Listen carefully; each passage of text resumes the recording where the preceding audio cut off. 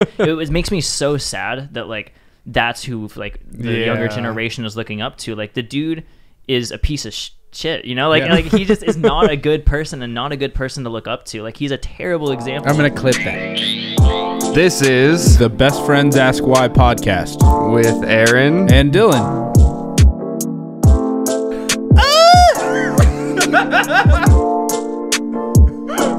It's so tight. Welcome to the 8th episode of the Best Friends Ask Why podcast with our lovely guest at Andrew T. Kearns, or just Andrew Kearns. You're a human, not just an Instagram profile. True. Is that something that... So you have like, could you, I guess, tell people a little bit about your background? I am like an avid consumer of your content, so He's like a huge film nerd, so that's like right up his alley. I watch a lot of YouTube. I love and it. just I love stuff. it. But if you could just give kind of a setting stone from where you started and kind of how you got into, so you're like a travel photographer, a lifestyle photographer. Yeah. So I started off, you remember Mr. Truitt? So true. I don't know if I do, actually. Oh, okay. So he was, so for those of you who are listening. Oh, was he a photography teacher? Yeah. Okay, he was one of the teachers at Jackson. So Dylan and I went to high school together. I just met Aaron like 5 minutes ago. So yeah, I took digital photo 1 in our, you graduated 2012, right? Yeah. Yeah, okay. I thought so. So on our senior year, first semester, I took a digital photo class with Mr. Truitt. Really enjoyed it. And I shared that class with Tyler Roberts. You remember that guy? Tyler, I actually don't know if I do. Never mind. Sorry. Shout out. I know that the closest friend that we have is probably Eric. Yeah.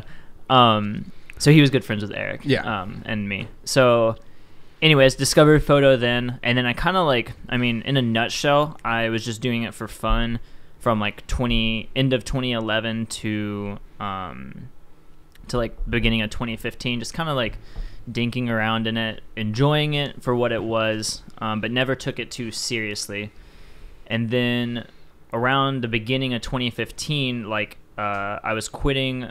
I convinced my dad. I was like, Dad, like my buddy Christian, who owned Christian and Dave, they are still close friends of mine, and they own this company called District 4, which still exists. Dave owns it now. Christian's onto something else. And anyways, they're like, hey, we want to train you up to do graphic design, web design stuff. This is like mid 2014. Mm-hmm. And then from there, I just, I was enjoying it. But at the beginning of 2015, I started, I met this guy who was kind of doing the Instagram thing. And like he did photos. He took great photos. His name was Sam. And then That's Sam Elkins, right? Yes, Sam Elkins. So I met him and I just kind of heard what he was doing. Kombucha coming through. So I just kind of we hit it off right at the beginning, and at that same time, like I literally quit my job at Starbucks very beginning like of January 2015. Met Sam like days after, if that. I think I actually met him right before I was finished. And then we hung out that weekend, and then the next weekend we just kind of hit it off, and from there it was just kind of like it was onward from there. And so the first 4 months of not having like a consistent income, I was studying this graphic design, web design thing. But to be honest, like Christian was just training me up to like work for this company. But we both realized like I wasn't like passionate about graphic and web design. Like I found out the way I put it is like I was much more creative with what's there versus creating stuff out of thin air. Well, I think you said that same thing when you on your Homie Hangs. Yeah, Homie Hangs is Andrew Kearns' podcast, and never announced it exists. So on your podcast with Alex Stroll, and I forget who the other gentleman was.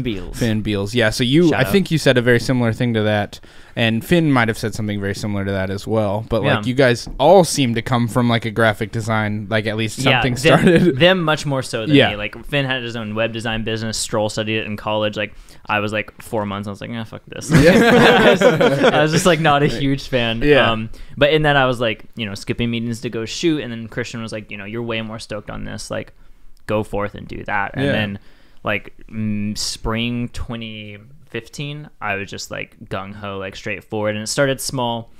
It started like like word of mouth, like senior shoot, couples shoot, and that evolved into engagements, weddings, and just kind of a whole mix of variety of things. And all the while, like I'm just going out and hiking and sharing my photos on Instagram. And at the time, like just like Bali is now, like the Pacific Northwest was kind of a trendy thing. And I was literally just doing my thing. Like I was outside, like the thing is, like I would go without like any money or recognition or the job. Like I was just doing my thing. Yeah. And just sharing my photos, and it just happened to be at the right time when it was trending. Yeah. Honestly, that's kind of what it came down to. Yeah. So in the midst of doing all that, so like before I actually began, I have a good friend named Drew, and he was like, yo, like you should just try to get 10,000 followers by the end of this year. And I was like, whatever, like that's so crazy, like that's whack. And I got 100,000 that first year. But it was, I'll show you. Yeah. And like I just like I did no expectations of that at all. Yeah. And I just but the thing is, I just went for it, you know. And at the time, this was like before everyone knew what influencer marketing was. This was like, it was just kind of like I was just shooting photos, having fun.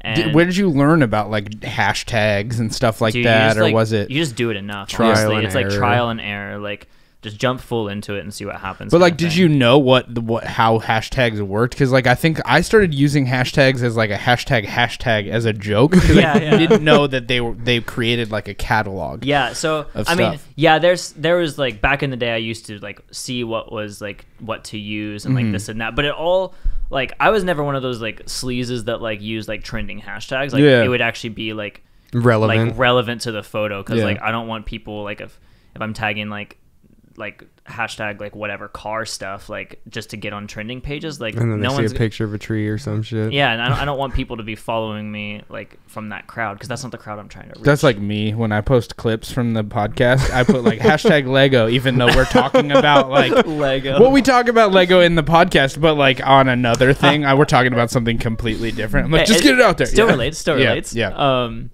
So I mean, I just kind of ran with it from there. And the first year, it was just like my goal. I had these goals in mind. I had financial goals. Near the end of the year, I had like kind of set these like financial goals for the next 2 years, client goals, all this stuff. At what marker did you start being able to even realize that it was something you could generate income from? Near the end of 2015. So I like that year, I had quit Starbucks, and I doubled my salary from Starbucks that year before. So to me at the time, I was like, whoa. And what kind of shoots was that? Are these people reaching out to you? Yeah, so this was all, I think 2015, my very first year, I did nothing. This was pre 100,000, or this is right after? This is building up to 100,000. Okay. So I hit 100 probably at the beginning of December. I think that's what it was. So that first year was all just like word of mouth, senior shoots, like whatever just came my way, just to like make income from that kind of grassroots type stuff that you were doing. So like Devin and Mariah's wedding, that was that year. So I like that was like a part of that doubling my Starbucks salary. So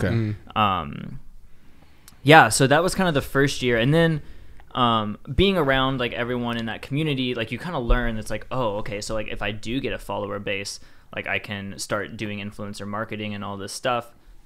And so you can leverage your personality or your brand, whatever have you. So that was the goal. Yeah. So that was the goal, to build a following, to get exposure around your account, and from there, like have brands hit you up. And for me, on a photographer perspective, like I thought of it so much more photography based than personality based. Yeah. Because that's just what I was doing, and I was like, oh, it'd be cool to take product photography shots, and that's kind of what I thought of influencer marketing. But now it's much more personality based, and it probably was that back then. I just it never really like it didn't click. I just kind of did my thing. You know? So as that goes on, like so 2016 and 17, for most of that, it was just it started to be much more like influencer based stuff. Like I would have weddings here and there, but the thing was, so like I'll just kind of cover this whole up until now, I guess. Yeah, go for it. Cool. Whatever you want, man. Cool. I mean, we can dent off to anything. It'll probably generate a lot of questions. Good value for the podcast. I just don't want you to go into something where you feel like you're just regurgitating something you've done on another podcast. No. Yeah. No, I don't think I've done that. I don't think I've been on a long ass podcast. Yeah, I know. I've watched like hundreds of your videos, so I like you kind of for me to be like, for me to to realize that you've done this on some other podcasts. It's probably not true. It's just I have a collection of all this knowledge that I have. He's got the conglomerate. Yeah. No, I definitely I think it's super interesting for everyone. Well, there's to so really much behind the scenes stuff too. Yeah. That, I've never actually had on the vlogs. Yeah, man. So at the beginning of 2016. Yeah. So that all the influencer stuff started kind of rolling, and I had gotten out of a relationship, and I just sent it from there. I left in my Prius and just did all this stuff. Ended up going to Iceland, all this, just did what I've been wanting to do forever, and just pieced out and just did all this stuff. And at the very end of that year, I had also those financial client goals. I said I want to make this much and work for these people within 2 years. I just smashed those goals and got them before the end of 2016. So it was cool, but it also it came really fast. Which is cool, but it's also you get that what next going on. Exactly. So I had legally I can't go into crazy details, or all the specifics, but I had a really, really big job at the end of 2017. Or wait, this 16? Is the wine one? Yeah. Okay, I don't know what company it's for, but I just heard on stuff. So basically, my photo is on a wine, and that wine has about 5.5 million bottles circulating. Yeah, and it's so it's on on the bottle? Yeah. Oh, jeez. Yeah, and I don't know we're gonna have to get a bottle. I'll tell you word of mouth, but I don't know how much I can share publicly. No, totally fine. Yeah. I don't want to. There's something cool is all the mics shut off and we get to learn shit you guys don't fucking know. Yeah. Come talk to me in person. Yeah. You'll get the deets. If you can catch him while he's in between 30 states. Yeah. $50 and I'll tell you. So that happened near the end of it, and then near the end of 2016, and then that same company I've done an even bigger job with them at the beginning and mid 2017. And it was number one, that first job was huge, and then the second job was double that. So it was just it happened fast, which was awesome. And dude, that fueled my ego heavy. But like you said, it is now what? I nailed these goals, I smashed it, and I worked really hard toward this. I was like, okay, well, now. And then he just Dave Chappelle'd. Yeah. He literally just went to Hawaii, and he was later. Yeah. I don't know if that's immediately following, that's a little bit later. I know, I'm just messing.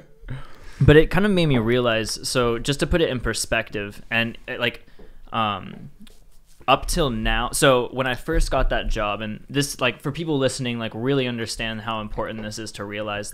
It showed me how small Instagram actually was, because. I had gotten paid X amount for a specific influencer job before this big wine job came through. And no joke, literally down to the number, the wine job was 10 times bigger than my biggest job as an influencer job.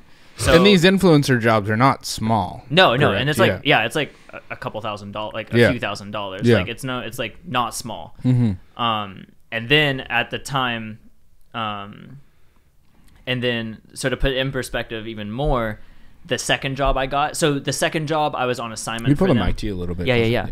The second job I got, I was on assignment for them in Eastern Washington, in the Tri-Shitties area. I call it Tri-Shitties. I think I remember this. You were doing on the vlog, and you were doing some drone footage around a gorge, and you were I can't tell you guys what's going on. Yeah, and so I was this is stupid. If I cannot even document my day, why am I doing this? Yeah. So I don't worry. You don't have to be on the mic, but you could just try and pull it at least a little bit, like a fist. Yeah. Okay.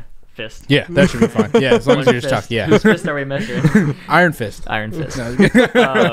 So that so I did kind of document a little bit of that in the vlogs, but again, it was just if I can literally not put, I just could There's so many limitations. So I was just F this. And so at the end of it, I was okay, well, I tried, but it just was too complicated. So anyways, so what's cool about that job is it was even bigger than the first one. At the start of it, it was 1.5 times bigger than the original, or the original really huge job. And then ever since then, they license images continually. So it's at this time it's almost 2 times as much as the previous. So you own the images and they pay you royalties essentially? Is that how it works? No. So they wanted, I don't own the image anymore. They bought the full-on copyrights to those images. So those images are under their name and not Andrew Kearns. Okay. Which is like... But these are like single frames, right? Because they bought one frame from you for the top of the bottle, or did you have like a big... Yeah.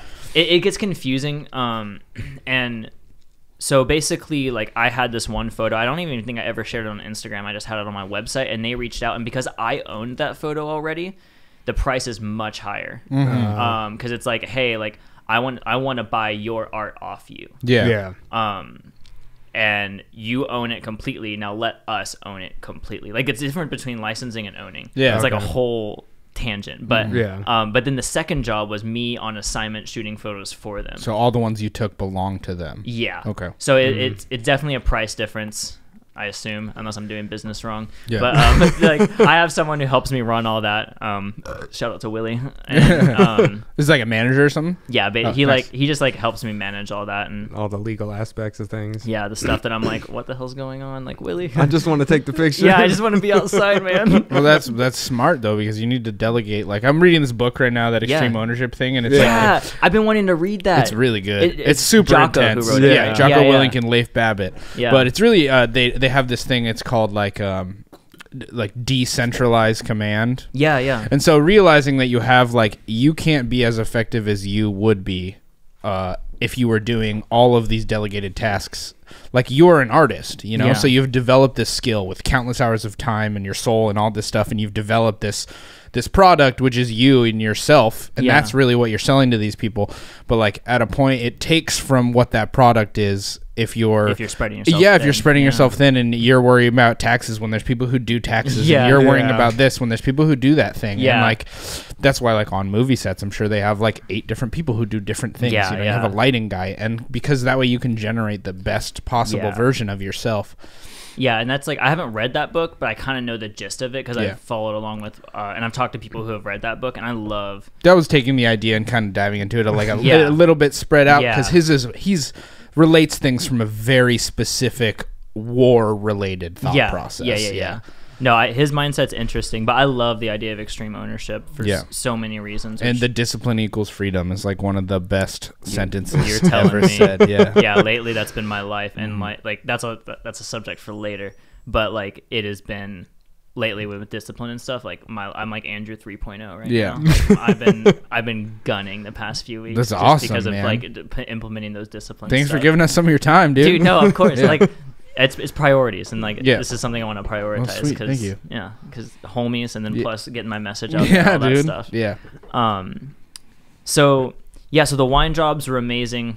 And to put it in perspective now, even with my commission jobs and my social media and my influencer jobs, I've made X amount in the 4 years I've been doing freelance, and more than half that has come from this commission jobs, which is most of it's the wine company.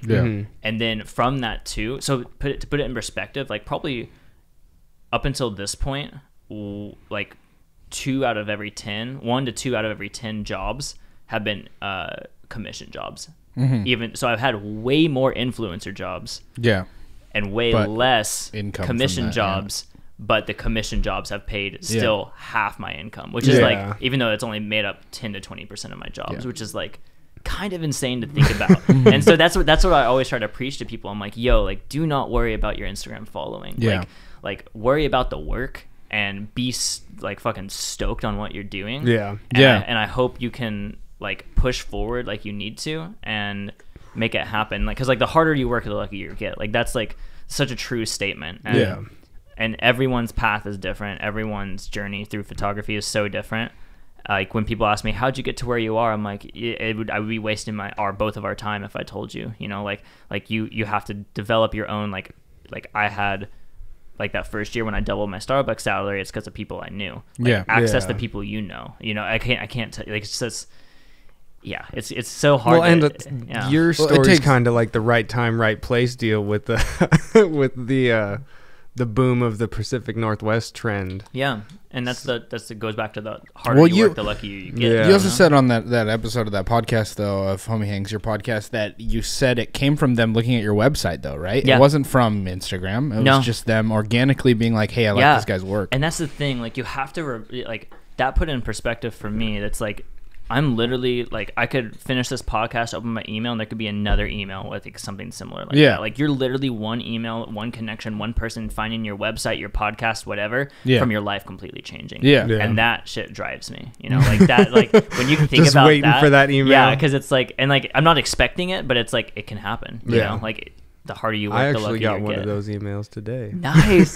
Hell yeah, I love it. We'll have to talk later. I don't know if it's as big as it's not huge, 5 but million distributor, but it's cool. It's very cool, man. That's awesome though, and that's like that shit gets me excited.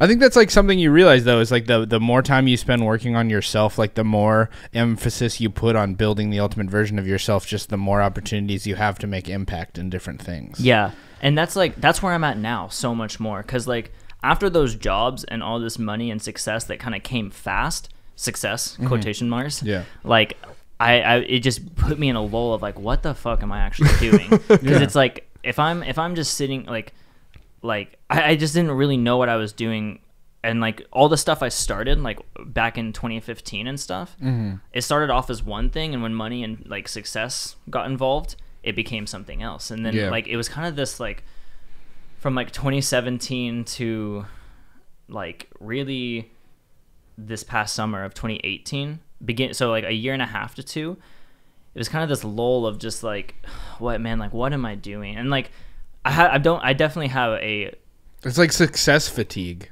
Yeah, that's well said. Like that's exactly what it was, because it was like, okay, I met my goals. Like, so before the financial goals, I had these goals of like, okay, I'd like to like make enough money off like weddings and couples stuff or something like that, and be able to not think twice about buying like a beer at dinner. Like that's like literally what my goals were. And I was like, okay, this is going better than I thought. Let's set I can like have 2 beers. Yeah. Woo! And then I bought a shot even. Goals, man. So when I was so then like I just kind of was like, what are the like I didn't really think about what are the next goals. Yeah. And so it kind of went through like trying to hire someone to do the vlogs and stuff like that, and then just like these ideas. Right? Yeah, and it was, but the thing is like it was all lacking purpose. Like that's kind of what it came down to. And it was about quantity. It was about output. It seemed like it was like and it wasn't really dialing in on like, okay, what are my values and what are my purpose, which is like jumping ahead. That's where I'm at now. So I went to Hawaii, and it was fun. Like Hawaii was sick, but it's also like island time's a real thing there. It's very very complacent, and I would just literally like wake up and like go surf. Like I was active and I got pretty good at surfing pretty quick, but I just like wasn't progressing. Didn't do anything else. Yeah. And like when the people around you, like I love all my friends there, but I felt like other than like a couple, like no one was really driven. Like like they were in Hawaii. Yeah. Like I say it's a perfect place for like people who work a minimum wage job to kind of just like have fun on their off time.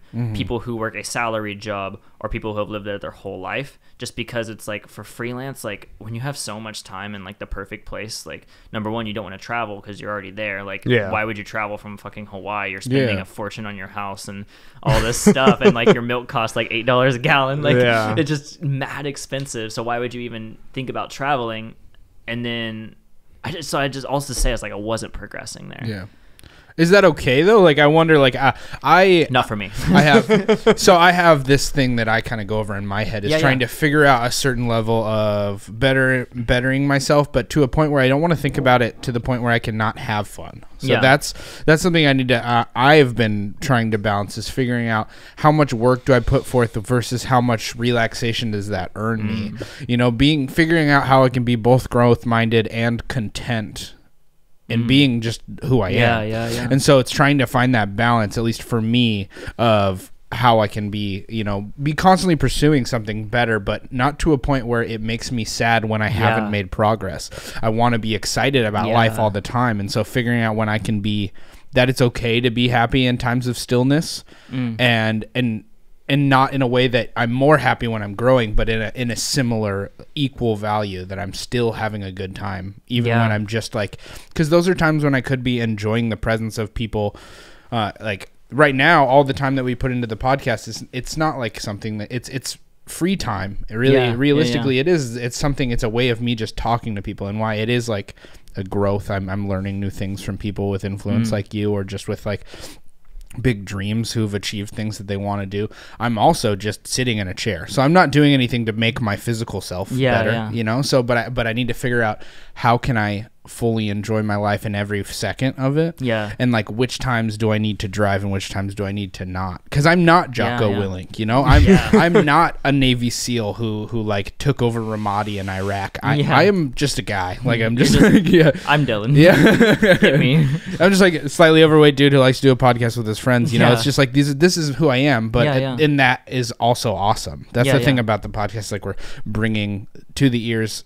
You have this Instagram number, which to some people could bring you value, but realistically who you are is yourself. You're Andrew Kearns. And so figuring out that all people have this, even when you're not growing on something, you can still be of value. And so trying to find a healthy balance within my own brain about that is something I'm thinking about lately. That's exactly where I'm at now too. Like I totally relate to where like what you're talking about, and like that's been super where I'm at. So after Hawaii I moved back here, and just like in the past, I moved back in summer, like into May. So like basically June, it's like been back for like 6-7 months now.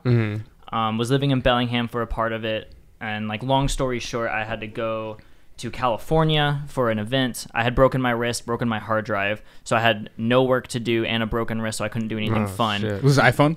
This is for Apple event. Yeah. Damn, you're up to date. I love it, dude. I did some research, dude. Biggest fan right here. I fucking love it. Well, I'm also trying to be better at this. It shows. Like you definitely know. Like you did your research. Yeah, trying, man. Yeah, no, I value that a lot. It shows your passion for it. So, with let's see. So after the Apple thing. I just like realized I was like, oh my God, like why am I in Bellingham? Like I just love being on the road. And so I just realized my values there. And there was this night. So anyways, I just like traveled a lot, and I just realized I love traveling. And there was this night where I just like a few nights where I just like really critically thought on stuff, and like and this was just kind of sporadic over time and all this stuff.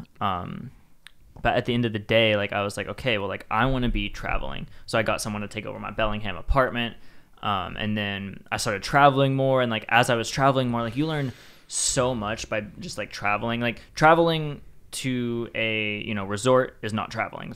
You can literally go to like, Suncadia and like do the same experience you could have in Mexico. Like it's not traveling. Like when you actually travel and you're out of your comfort zone and like you're in these places that like it's just different. No matter whether it's California or like Guatemala, like when it's different, like it's just so fun and you learn so much shit about yourself. And that's kind of where I'm at. Like I'm constantly learning about myself every single day, and just like literally it's self-discovery 100% of the time, and it's so cool to be in that. And so well, taking yourself out of your comfort zone can be like the best way to inspire yourself 100%. In certain ways. It's like with the podcast, Aaron's had to learn how to like edit stuff. Yeah. And I'm trying to figure out how to film skits, and I definitely don't know how.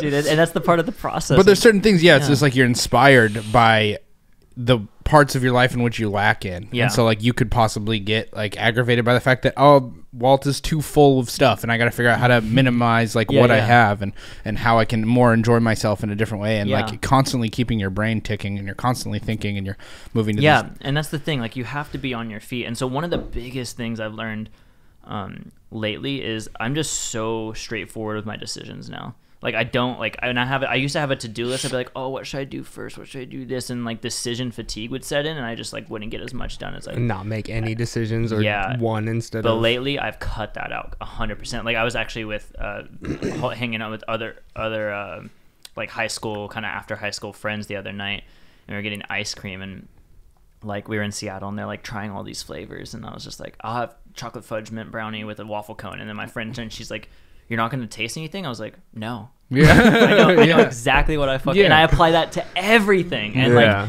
it just clears up so much headspace. So that's kind of like a small tangent, but that's how I've been operating lately. Just like no BS, no like just prioritizing exactly what I want to do, leaving my choices limited. Like, cause it's like, I've been excelling at that. Yeah. Efficient. Like I'm so efficient in my thoughts and my work time and my priorities and all that stuff. And it's like really changed. And so kind of backing up a little bit, am I good? I'm kind of just like rambling. Okay, cool.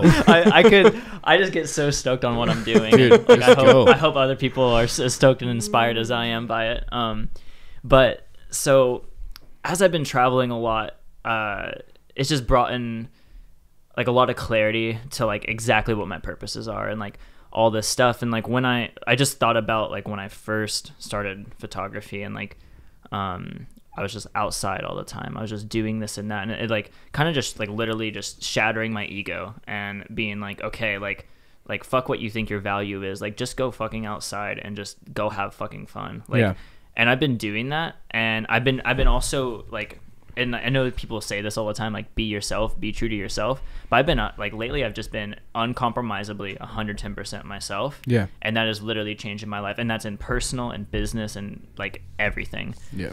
Like people want my like I've been so honest with my thoughts and everything, like, and it's just like literally like it's so like there's so many specific examples I could just give, you know, but really like what it comes down to is just being.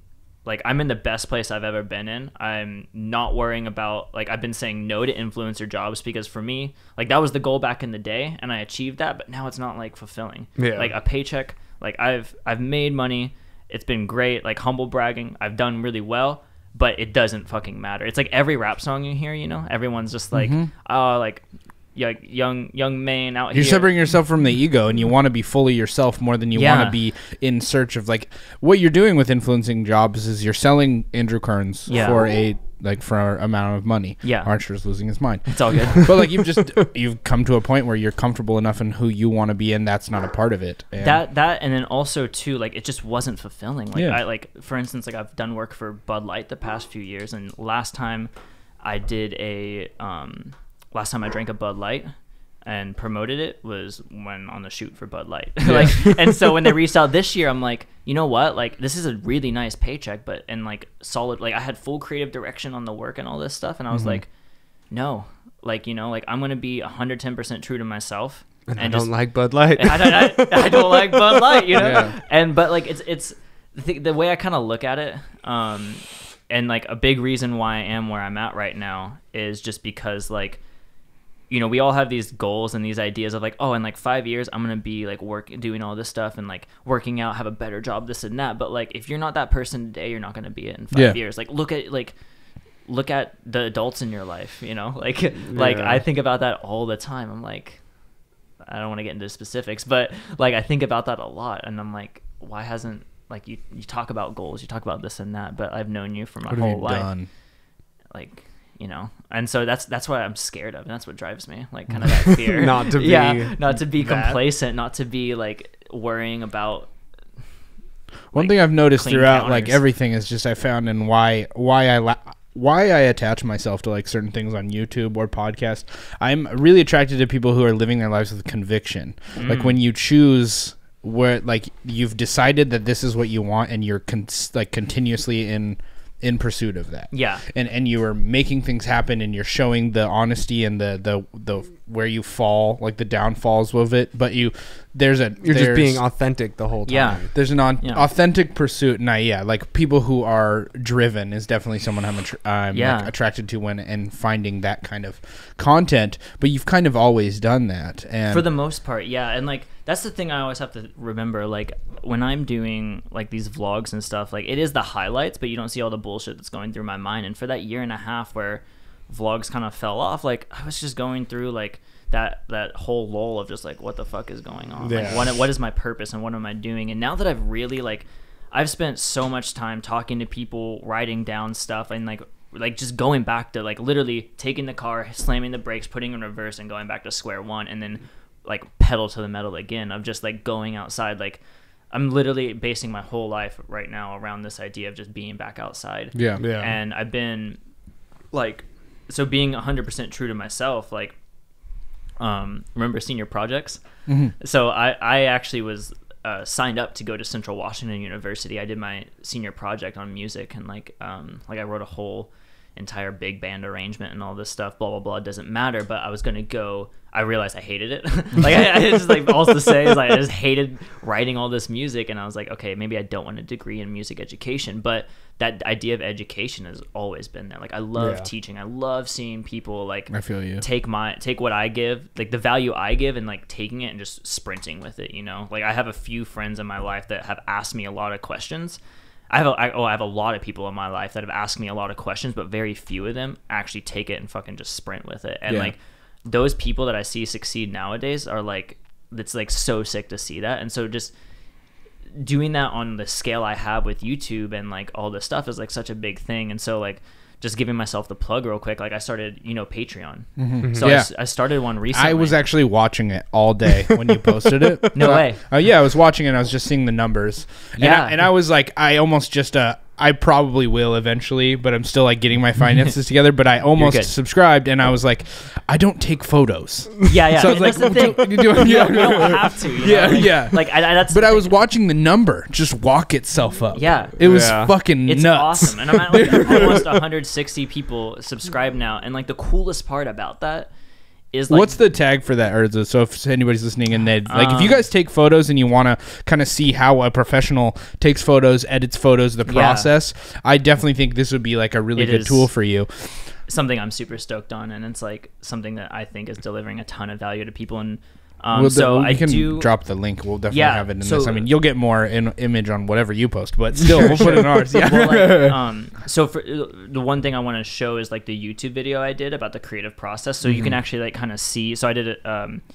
Was that with Mason? Yeah, with Mason. So basically, you can watch that video and see kind of like what is involved with it. But then I also have 2 videos after that, one with behind the scenes footage with a GoPro on top of my camera, then the editing session. And so I'm not going to go into detail about like all the Patreon and all that stuff right now, but we can just put those links below. You can go check it out. But also to say, like, it's been so inspiring doing this. And like I'm like back basically to my Starbucks salary again, which I mean, I'm also like a finance nerd, so I've like been smart with my finances. I'm like not worried about all this stuff. And I also have other photo jobs coming in and all this stuff. But at the end of the day, and you're not driving the Land Cruiser as much anymore. Might be soon. Please do. He built this Land Cruiser. Like, what year is the Land 95. Cruiser? 95. Yeah. So he bought this Land Cruiser. It's white. It's like if I want a 4Runner, but it's my other dream car. He just built it fully together, and he's like taking it out to literally Montana. The only thing it's missing is like a fridge. Like that's literally the only thing it's missing. He has a second battery built into it. It has a platform bed in the back. Yeah. He has like the rocker, like he has like, you have like locking hubs on it, right? Everything about it is just like it's ready to go. Yeah, like I've tried to get it stuck and I can't. Like I've literally you had a vlog about it. I literally have driven it up, stuff, and like skiers are skiing past me. Like, it is stupid what this vehicle can do. So sick. But it also gets like 6 feet to the gallon. Yeah. So it's just like, I'm just like, yo, like I need to be mindful of this. Let me take pictures of nature and then kill it. Neutral all the way back down. But yeah, so it's been where was I? Patreon. Yeah. And Starbucks salary. Yeah, so I'm like basically like I have my Starbucks salary again, which that's monthly, right? It is monthly. It is monthly. It's a constant, and it's also like I'm getting jobs in between. So I'm not like, I mean, I was to say, like I'm not trying to like prove anything, but I'm not worried about it at all. Like it's just gonna grow from there, you know. And that's the thing. I'm just slow rolling, growing it. Because at the end of the day, especially if you get back on the vlogs, because Casey Neistat, he built this. I hadn't subscribed to Casey Neistat till yesterday. I'd watched a lot of his vlogs, but I hadn't subscribed. You've talked about him for years. And but he built this following based off just really putting out good content consistently for 2.5 years, and he has this giant like following, and that's if you get back to not doing what he's doing, but just being yourself in what you want to do. If you get back to vlogging again, I'm sure that you're. No, I have like not to go. And so I'm not going to go in depth on the podcast publicly, but I have crazy plans. Yeah. Like I have next week's plan, next month, 1 year, 2 year, 5 year, 10. I have it like all dialed in my head. We'll have to go over it. Yeah. But it's just stuff that I'm like, I like to hold my cards a little tight, because the one thing about the vlogs is like, it never left too much privacy, and I would always share ideas and all this stuff, and it's cool, and I love inspiring people through that. But lately I've learned like I need to have like a little bit, like, I need to hold my cards on some stuff. So that's kind of one of the things I'm holding my cards on. And it's something I'm super stoked on. Not to like tease everyone listening, but it's just like we'll talk later on it. But we'll put the YouTube link in there too. Yeah. So also say like I do have plans for the vlogs, and it all goes back to Patreon. Like everything I'm doing right now is just like a big recycling value. So like there's value from the vlogs, and if people want to be inspired by that, they'll go check out the Patreon, which will give me more financial capabilities to put back into producing more vlogs, which will put more like people in the Patreon and all this stuff, and then eventually like hiring people on to help out, and then eventually when you want another drone, you just do a Bud Light ad real quick. No, not even. I'm just kidding. Yeah, no Bud Lit. So it's just kind of these ideas, like, but at the end of the day, like no matter the pay or no matter what, like that, like it's so much fun to do this, because like I've done like with the, and I'm really trying not to like be like promoting the Patreon or anything. Like, that's not what this is about. Like I've just had so much. Say whatever you want. Yeah, like, there's the thing is like, people are gonna love this, I guarantee. Like I'm blown the fuck away by even like we have no following, and the amount of people who've committed themselves to this already is fantastic. So you being fully yourself with no bounds, like what you want to say is who you are. These people love you for you. It doesn't matter. If you want to talk about the Patreon, do it. That's something I you're just want people to know, man. I'm like not trying to plug it as hard as it sounds. Patreon. But the thing is, like, so I like I'm just like investing in this community basically of people who want to learn and like ask questions. I answer like all this stuff. It's so personalized. And so I did this thing where I was like, hey, out of the first 100 people, I'm going to pick 6 random people and we'll do one-on-ones. And I've done 4 so far. And it is like one of the most fulfilling things ever. Dude, I'm sure. Like it is just like, and I've talked from everyone. There was this girl named Becky, and she had a great portfolio. And then I've also talked to this another girl that's named Caitlin, and she's like 15, and just like her Instagram's private, and she just posts stuff to like Visco Grid, you know. But her work, like, and it's shout out Becky and Caitlin. Yeah, shout out. But it's like it's been so cool to like talk to these people from like all over the globe with all these different like mindsets, these different places in their career and their lives.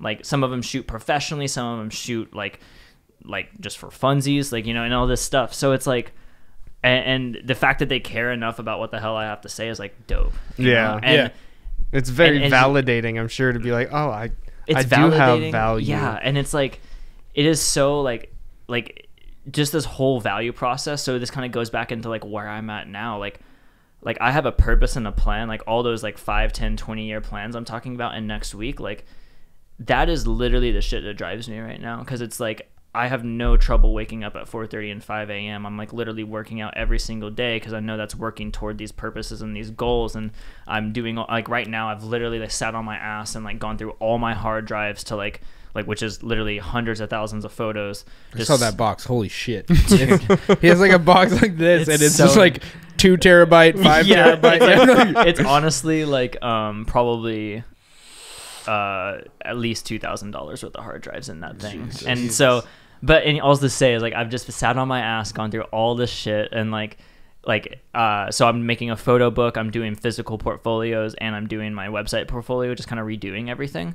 So it's just been like literally sitting on my ass and doing it.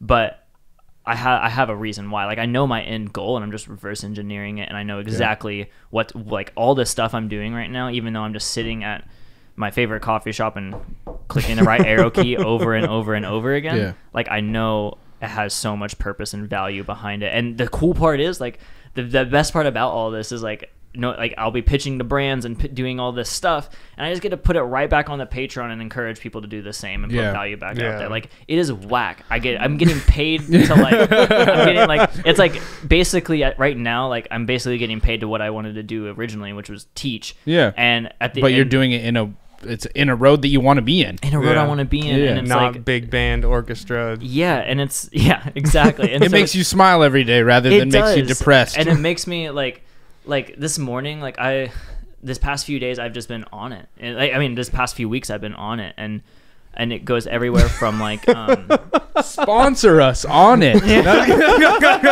that? On it is a company we take. This is a cognitive enhancement supplement me and Aaron usually take before the podcast. Oh, nice. Yeah, it's right Joe Rogan's company. Okay. On it. Yeah. I was just I've never got the sponsorship. Yeah. Joe, where you at? We want to be lifelessly sponsored like Andrew used to be. Please give us money. With the podcast, I feel like it's a bit different. But so all to say is like I've been so driven right now, and it's because of all these purposes and these values and these goals, and like what you think you said it earlier, the key to freedom is discipline. Is that what the discipline equals freedom. Yeah, and like, dude, I have been like, that I never heard that quote until now. It's a Jocko quote also. Yeah, I'm not surprised. Yeah. And like he's a fucking savage. Yeah, and so but like I've been like waking up like 4:35ish a.m. He takes a photo of his watch. I know, and I love that. I like everyone. I get stoked to see his 4:30. But it's just like implementing like, so kind of backing up, like having those purposes and values. For me, it is the reason why I wake up at 4:30 and 5 a.m. every day. It's because I know the end goal, and it's the reason why I'm running every day, because I want to be hiking and I know the end goal. I want to be outside and I want to be active, and I want to be putting out this message on YouTube as I start making more vlogs again to just make sure that I'm putting out a positive message. Because right now with YouTube, it's like what's trending is the dumbest shit, like fucking Logan Paul, like that guy's whack, man. And it's like it makes me so sad that like that's who like the younger generation is looking up to. Like the dude is a piece of shit, like he just is not a good person and not a good person to look up to. Like he's a terrible example. I'm gonna clip that. No, I'm just kidding. Fuck you, Logan Paul. He's starting a gang war. It just sucks. Like Jake and Logan Paul, like and like those are the people that are getting looked up to, and all the trending videos are just trash. And like I think of it like it's like almost my duty, and it drives me every day to think like I could be a voice to like those people who are like, even if it's like 5 kids that are watching it or whatever, or 5 adults, like whoever's watching it, like I don't care, as long as I can be a positive influence in their life. Like that shit drives me. So that's like what drives me right now, to be waking up, working out, setting out this positive message, and disciplining myself so heavy. And it's been so sick lately.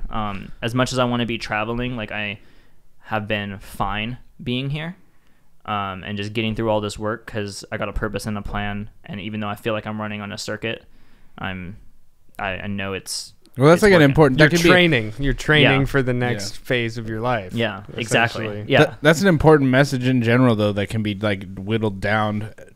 Just besides being a photographer or whatever, it's just figuring out what your drive is and like what you're aiming towards. Like everything that I'm aiming towards, like apply it, like in like my stories. Like I think this is much more successful right now, like with all these like what I'm doing, even though it's like not financial success, it's personal success, and I'm fucking dominating. Like I love life. Like I'm killing every day right now, and I love it. And I am a kid from Starbucks. Like I'm literally like, you saw me in high school, like I just like worked, I think I worked at Cold Stone and Papa Murphy's in high school. Like like the old me, and like if you knew me back then, like, and see me now, like you've always been a fucking sweetheart though. Always 100%. But it's like, I'm no different than the next person. Like that's a question that I had is that I wrote down, like, can everyone be successful? So that's like, is that something that it's not necessarily only about photography, but with that thought process of like success being dwindled down to finding your purpose and pursuing that rather than something of monetary value, can everyone be successful? 100%. And like I kind of was mentioned it, like I started the point earlier, I don't think I finished it, but like with rappers and like all like the message that's kind of in mainstream media today, which is like sex, money, hoes kind of thing, and that's like the success. that's not success. That's like you listen to those musics and then like that's a couple capitalism. Yeah, and then you listen to those songs and then that's the hit song, but then a couple songs later you hear J. Cole saying, actually this really sucks. But no one hears that song. Like if you actually listen to their albums, usually that next song is in there somewhere. Yeah. That's their narrative, that's their art right there. And I think people need to like actually like really dial in and realize like, hey, like those hit songs, like what's selling is not what is actually I think that's why me and Aaron both, like, we're not big hip-hop guys. We usually listen to metal, but we almost exclusively do. But we're also really attached to Logic because it seems like Logic is dope. Yeah. It's because his personality just seems so true. Yeah. And then the way that he attaches himself to both his fan, like his market, and then the people around him. And he cares about this community that he's building, and he doesn't talk shit. Yeah. He's like, very much himself. Yeah, and he's in pursuit of this something much greater. He's in pursuit of being the greatest, but it's not through attack. It's through just constant build. Like, and that's like, I have so much respect for him, and I have respect for kind of everyone up there for the most part. Like the people who have been like Drake, J. Cole, like all those guys have been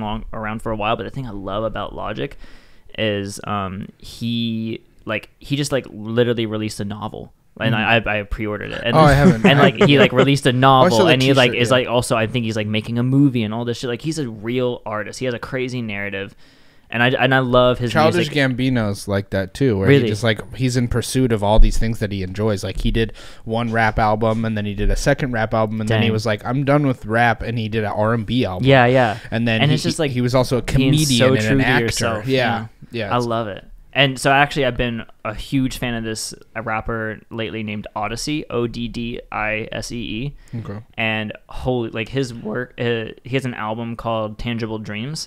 And I've listened to him for a while, but I never went back to that album. I think it's from like 2013. I just went to it this week, and it's been on repeat the whole week. Like his lyrics in there are insane. Like he like, I don't like have not really listened to any interviews, but I can tell like we operate on that same like mindset, that purpose-driven wavelength. You know? And like his lyrics are very powerful, and he's not a huge deal, but he's like known. You know? Yeah. Like, so how do you find the ability to be your full self rather than being what's brandable? Because on YouTube, these people usually get a following based off doing like a niche type thing. Yeah. And so how do you figure out how to widen and to sell yourself rather than like what you're making, I guess, to a point, you know? I think you have to keep everything in perspective 100%. So for me, like I have like 450,000 followers on Instagram, like big whoop. That's cool, but I would rather have 1,000 really quality stuff. It's what we were talking about earlier, like before the podcast. Kevin Kelly, 1,000 True Fans. I think it's an article. I don't know if it is actually a book, but he created some magazine. I forget what it's called. Motherfucker, I should have that in my head. You should. I was just listening to him on Tim Ferriss though, but he's just like a really successful person, and he just talks about kind of what he wanted to do with life was experience it, not work. Like he wanted to figure out how to experience life. That's so and said. What you need to be an artist or to be successful in life is to have this 1,000 true fans, these people that buy or want to be a part of everything that you create. And so you're in the search for that, and I feel like you probably almost have that. I mean, you at least have 100 something based off the Patreon. And that's the thing. Like that's like I don't like I'm not valuing money as much as I did back in the day, you know. And that's what's so different about me now versus because you've like, been there, done that, and like just like the 8th song on the rap albums, like it doesn't make you happy. Newsflash, like all those. It's so funny, like how all these cliche statements like money doesn't buy happiness, like it's fucking true. Like listen to these like those like weird like calligraphy statements because they're money true. Buys comfort, but your brain makes happiness. It makes me so mad too, like seeing quotes. It's like money doesn't buy happiness, but it's nicer to cry in a Ferrari. Like shut the fuck up. Like that is, I hate when people. I think to a certain point, I think money is very important because when you are not worried about like your bills, like with you have a different style of life that you're living, and right now you're living out of the car, and so it's like as long as you can continuously be Andrew Kearns, you're happy. And so it's to a point with me, like I feel like when I have enough money that I'm paying my mortgage continuously, and I can buy one new thing to update the podcast. Or like there's a certain level of money that if I'm below that, I feel a little more terror, a little more anxiety in life. Yeah. But having a shitload more than that doesn't bring me happiness. Yeah. What I do to build myself and to make myself greater, the people I have around me, the community, what I'm doing for the world is the things that make me happy. And that's like exactly where I'm at right now. Like, I don't care if I make $10,000 this year. I don't care if I make $1 million this year.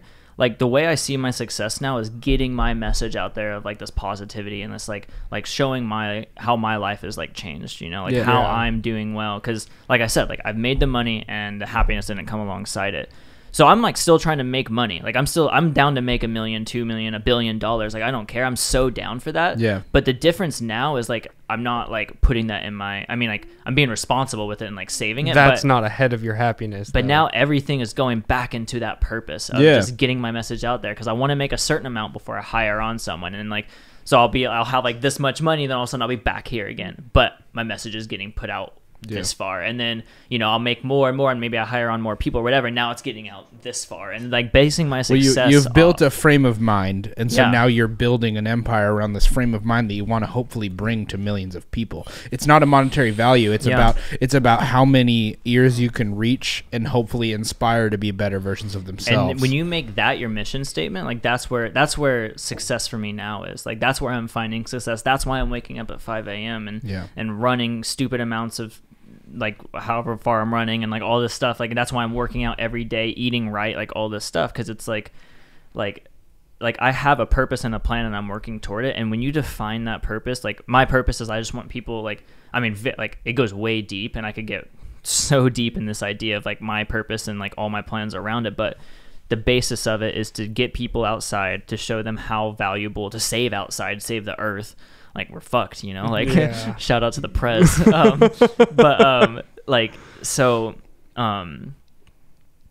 And just getting this positive message out there. And I should have worn my Keep It Public hat. I have it upstairs. So like stuff like that, and just being that message out there. And if I can share that to people who are 10 years old watching my YouTube channel, and people who are 50, and like my family members and this and that, like that's all that matters. Like I don't care if I'm making like pennies a month. Like I have to make a living and have to eat, but like at the end of the day, like if my message is getting out and my purpose is being fulfilled, like I hope it reaches like 8 billion people. I hope it reaches that, and that's until then. Like I guess I'm gonna keep going until that happens. I don't want to step on your toes if this is one of the things that you have in the pipeline that you're keeping the cards on like closed in. Yeah, but I am really confused with the amount of like following that you have so far. That why you wouldn't be.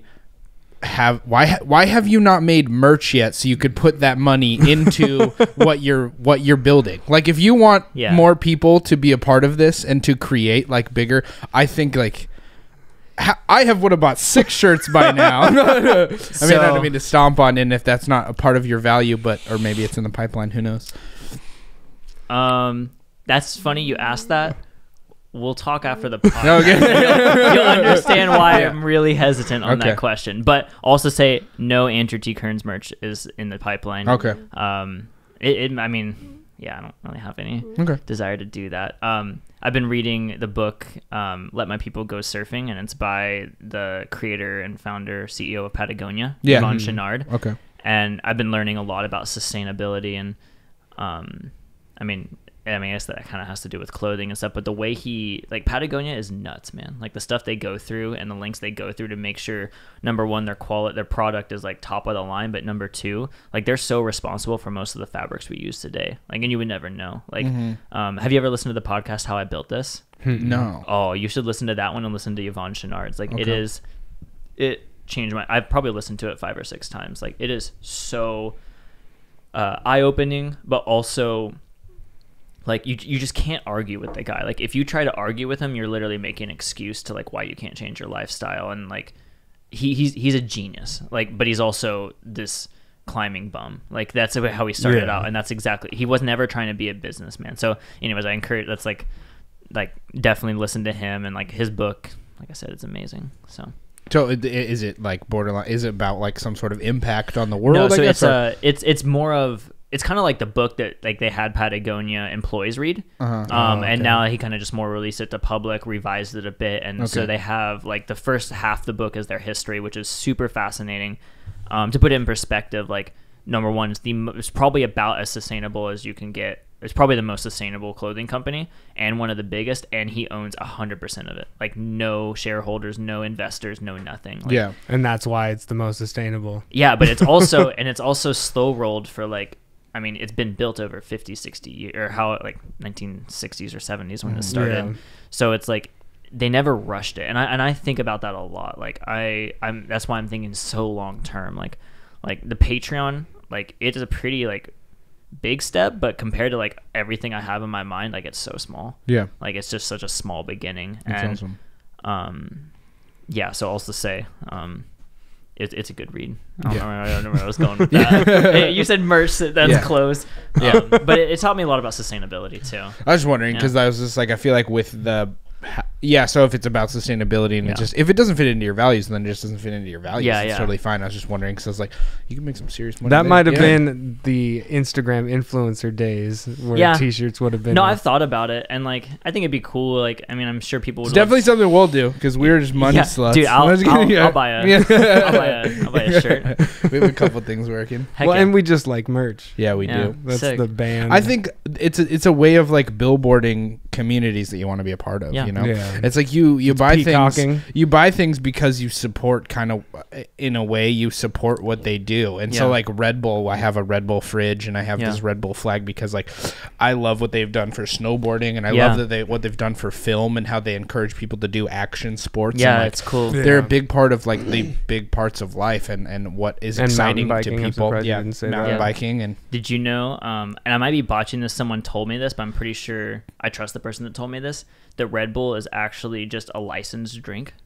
What do you mean? So like somewhere in Japan, it's not Red Bull, but Red Bull licenses the ingredients, the formula. Oh, really? And so literally they just basically license this thing and just market it so fucking well. Like, it's so crazy. I think that's right. I think my friend Nathaniel told me that. So if funny I'm wrong, though, it seems almost as if though Red Bull has taken a backseat to what they are in action sports. Yeah, like they've built the actual this drink takes like the they built like for skateboarders and BMX and all these things that I really care about. Like these action sports, they're like one of the biggest supporters and like builders of the greats of those sports, and so I just am excited by like what they create. And in the same way, like just like certain things that I buy and things that I wear. Like right now I'm wearing a t-shirt of my dog because I love my fucking dog. And then this hat is what every time I die, right? And I have an avocado on it because the avocado's hiding there.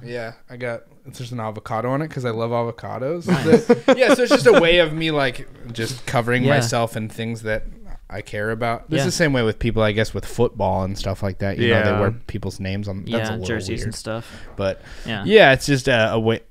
People are constantly like, we have these egos that we've built, and you like want to show people who you are without, I guess, like without ever actually communicating with I don't them. want to talk to you. Just look at me and know what I'm about. And to a point that can become like that can be a negative because people could see the things that you like and then be like, who is this fucking guy? See, the thing I love, I've actually been doing the opposite lately. And it's been kind of fun because like I work at this coffee shop called Narrative up in Everett. It's like, I'm going to give him a huge plug right now. My friend Max owns it, and it's like the best coffee shop I've ever been to. I've known Max for a few years. Great businessman, great mindset on what he's doing with the company, and also it's like a damn good cup of coffee. And I always build it up, and my friends are never disappointed. Like, it's so good. Do they have cold brew? They have, probably. Yes. I mean, I always just get like a latte, but it's okay. Or dark. I'm sure they're sick. Or black coffee. It's a cool name. Yeah. And so anyways, it's been fun because I've been working there like every day. Like, number one is my friend's company, so I'm happy to spend money and support him on a damn good cup of coffee. But then also too, I've become really good friends with all the baristas there. Like, one of them, his name's Josh, and he runs like a wine night at his house every Sunday, and like we always like good homie hangs, you know. It's just like so fun. And then so the other day, like I was at wine night, and one of the other baristas' name's Alex, and he was like, yo, so I had no idea you did photography. And I was like, oh yeah? And he's like, yeah, like they showed me your Instagram, you have really good work and all this stuff. I was like, oh, thanks, man. And I've been working there for like 2 months, and I love that. Like, I love the idea of like like holding your cards and then people discovering it. So like I always do that with drums. Like, people have no idea I can rip on drums, but like when the time comes, they're like, what the fuck? Like, they're just so surprised. And it's so fun to hold my cards like that. Like, I don't know. It's fun to like, kind of be silent about stuff. Yeah, the element like, of surprise, and then like throw down that card. Yeah, I don't look like somebody who could head kick people, but I talk about it enough on the podcast that people probably know now. But like, there's dudes at work who will like jokingly like throw hands at me, and then my buddy Jeff will be like, "Don't do that. He'll fuck you up." Yeah, that's so sick. And I'm just like, dude, I would never fuck you up just because like I trained martial arts so that I would never want to do that. Yeah. I don't. But I could if I had. But if a motherfucker stepped to me, yeah, no, I'm just kidding. Don't mess with me. Yeah. To a point, I understand that, and I definitely I like that too. But it goes both ways. Yeah, just there's especially like being someone who like I sell my soul to a job for like a certain amount of time, so like it excites me to like spend that money, I guess, in like a way that like makes me feel like represent yourself more. More of like a version of myself, and I'm doing that less now because I think like items have taken over a part of human life. Items suck.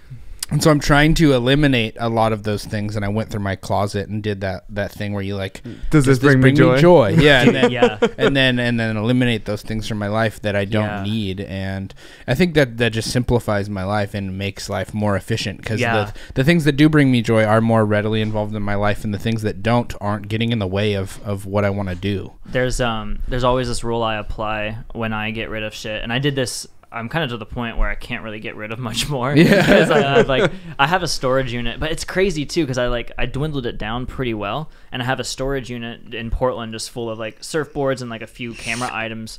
But as I've been traveling, I haven't even thought once about, I wish I had this with me. Yeah. And I'm like, why do I have a storage unit? Just fucking burn it down, Andrew. Screw it. But I always, when I first started just getting rid of all my shit, one of the things and I think this comes into, I think it's the book Essentialism. If you guys have not read that book, life-changing book. I actually was listening to the author of that book. Yeah, I think he was on Tim Ferriss the other day. Yeah, so he has a brilliant mind, and I think it was in this book he talks about this idea of, you have your item, and let's just picture like you don't own that item. How much would you pay for it? Yeah. And like putting that in perspective, would you fuck this book? Yeah. Would you buy it? I think it was the question, and it's like no, like I wouldn't. So like I said, like buy to like 75% of my clothing, like a few cameras, like all this stuff, and it's like Well, that's where like the trick of marketing. That's what that is, because once you have the item, you like that's where buyer's remorse comes from, or like you don't play with the item that you bought for years and it's just sitting there. Yeah, and you have to be so like, and that's what they talk about the book, like so essential with everything, because like if you have more items, it kind of goes back to that idea of choice fatigue. Like you have like, dude, like I have like 3 or 4 shirts. Like it's not hard for me to choose an outfit in the morning. Like I've worn those pairs of jeans like 4 days in a row at this point. Like I just don't, I'm not worried about that. Like I'm just simple. I fucking love having like 2 pairs of dude, just simplifying all your shit. And these like, ones are fucking shredded right now. Yeah. Like I have my whole ball bag is falling out of my pants right now. Dude, patch it up, keep it going, you know? And that's what he talks a lot about in Patagonia, like the book that he wrote. And they'll take your returned items, won't they? Like that, old and then also items. too, like their thought process behind making their items is crazy. They're like, okay, we want a jacket that you can wear hiking, you can wear skiing, and then if you're going down like for a drink in a mountain town later, you can wear it there.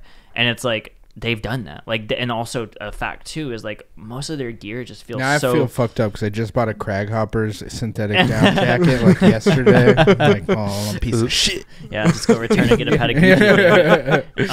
But I do really like that one Scott always wears. Yeah. So continue. So yeah, he kind of presents this idea of like, and he also said this quote I love, and it's like, a poor man can't afford to be poor.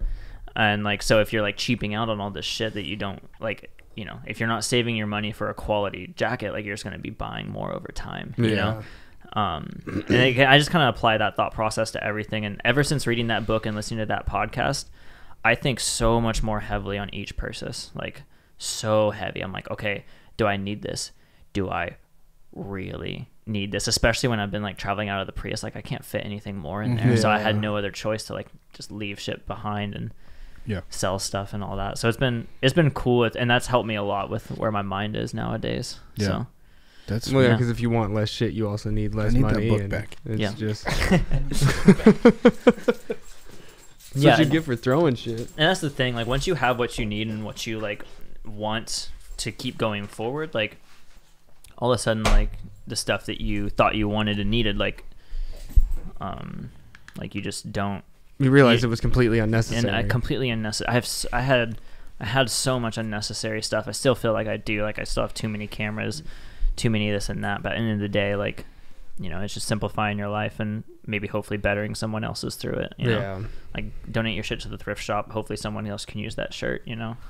So I want to just we'll go away from the big grand ideas for a little bit because I want to ask just specifics about some of the YouTube stuff. Yeah, of course. Because I'm really interested in video and I want to get involved in. Yeah. I don't know about vlogging. We'll see. I feel like I've been just talking and you guys haven't asked questions. We love it. Yeah. It's just when I don't want to stop you. Like if we have a guest on who we could tell there's coming to an end of what they have to say. We'll chime in, but you're just going, man. Dude, we love it. I'm just stoked on what I'm doing. Like, all to say is I'm passionate about it. I'm stoked. We've learned a lot in this life, and anything that you can give to us or give to the listeners is really enjoyable, and we appreciate it. So, no, I just want to put with the video and stuff like that with your vlog. So there's people who create really mediocre product. There's people who create a great product, and there's people who create something with a giant message. But the whole time you were putting out these vlogs very consistently, but they were so fucking well produced. Thanks. I want to know who did you who started? Was there any? So I know Casey Neistat is a big influence of yours. Was there other people that inspired you to get these angles where you'd set your camera and drive the Land Cruiser through a desert past the video just to come back? How much fucking time goes into a vlog? Dude, that's the second question. So so Casey is the biggest inspo for sure. I just loved he made working hard cool, especially for me. He's cool as fuck. He really changed my mindset. I kind of found him at near kind of the beginning ish of the when I was first starting to be okay, I'm actually making it with this. And I found him and his work ethic, and I was time to step it up. Time to really step it up, and that helped a lot. So that helped a lot with my work ethic and all that. And then, I had done actually video. So a part of the District 4 thing I was training up to be with graphic design and web design. I was already doing video work for them. So Dave, who actually do you use Final Cut or Premiere? I use Premiere. Okay. We also use Premiere because we have a PC. So I like it.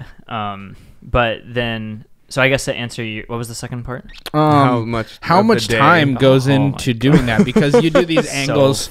So you watch the vlogs, and there's angles where you set the camera and you walk down the hike, and then you come back up and grab it, so you can set that again at a different part of the hike. It is it's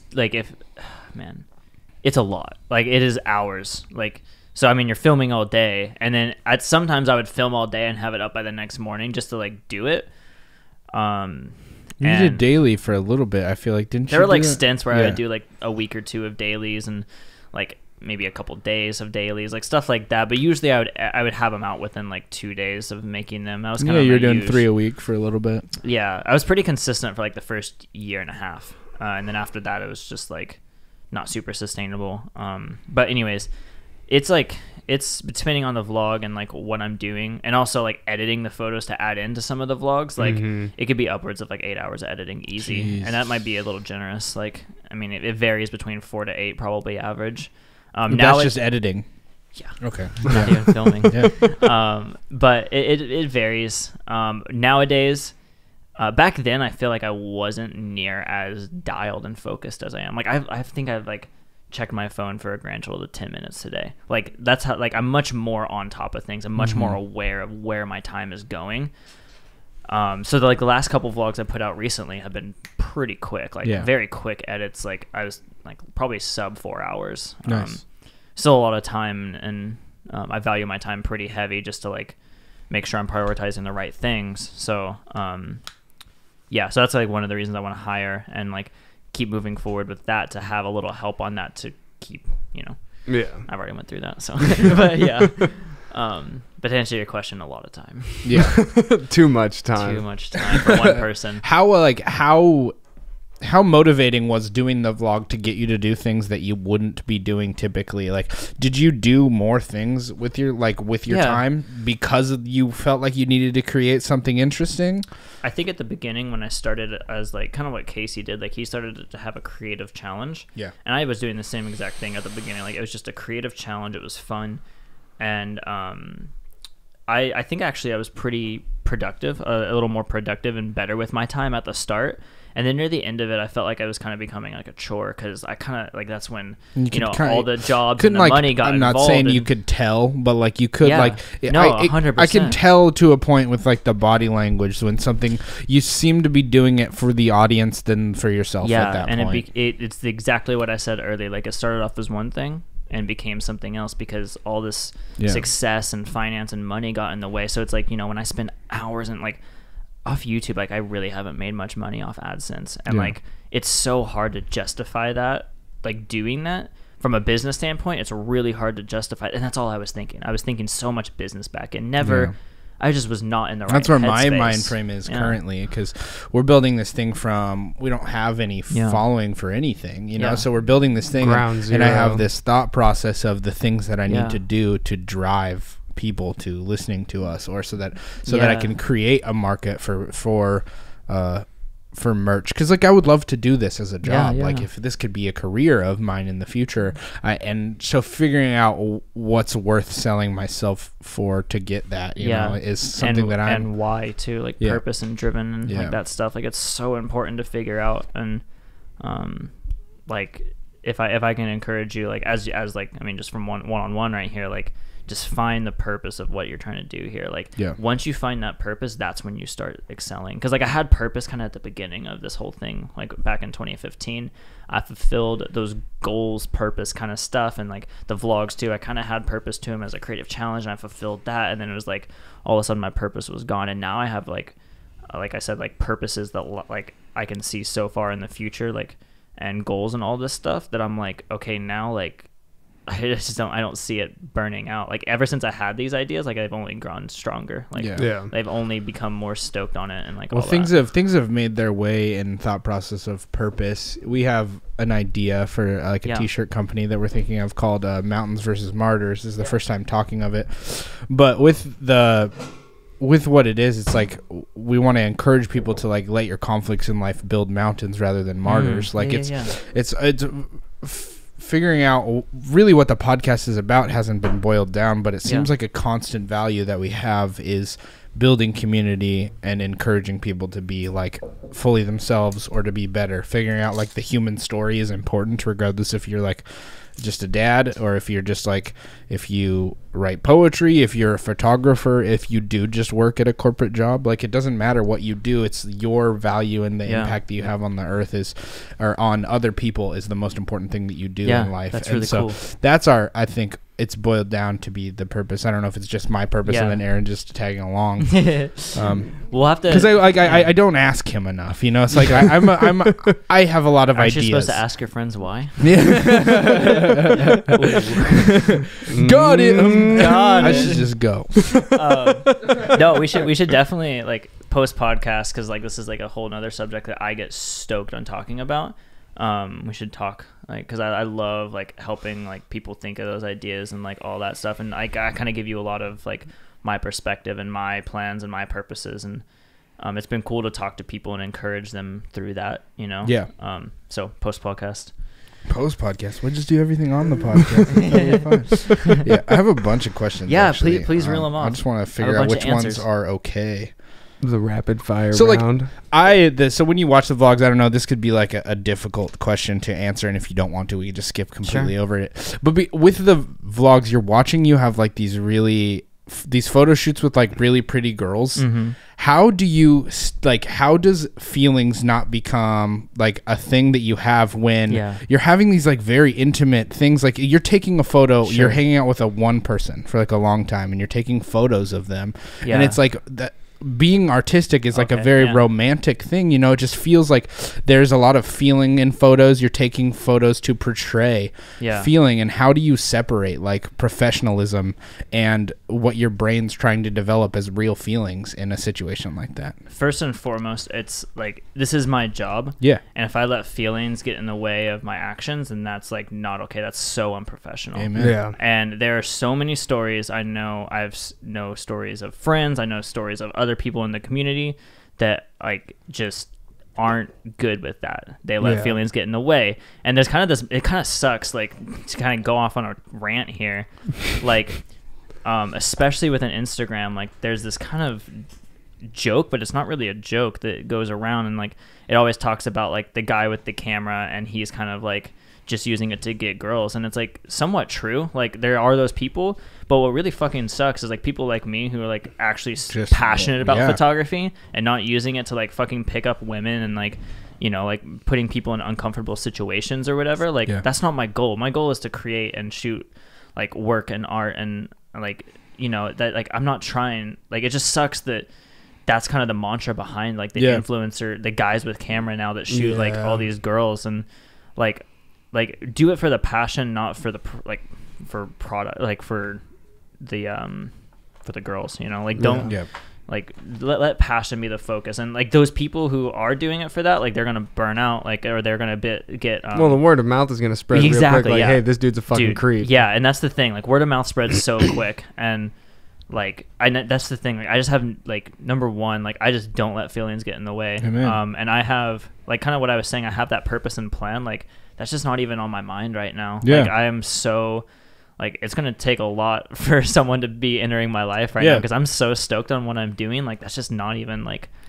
like I always kind of go with this. Oh, it wasn't a way to allude that you have done that. I was just like, I'm just interested because it feels like that could be like a very well, and you see the creepy shit on Instagram all the time, and you hear the stories, and you hear this and that, and it just sucks that like my profession, and I mean not necessarily my name, but more so I guess my profession, like where I'm it's just at, something it gets you're rubbed attached in the with. dirt, like because it's like I'm a pretty solid guy. Like I don't really like, I stick to my morals, and I'm just trying to create good work at the end of the day. Like I want to inspire people to like do their like cool shit, do like make a difference in their life. Like like not trying to pick up girls, not trying to like be weird or creepy. You know? So I only do underwear shoots. Yeah. I have bookings if you want. Only dudes. No, I'm just kidding. Only dudes. Yeah. So Flugs, where you at? Oh man. So I also want to ask you, like, what? So you've built this like large community, you know. So you have the Patreon community, you have the community off YouTube, you have this community on Instagram.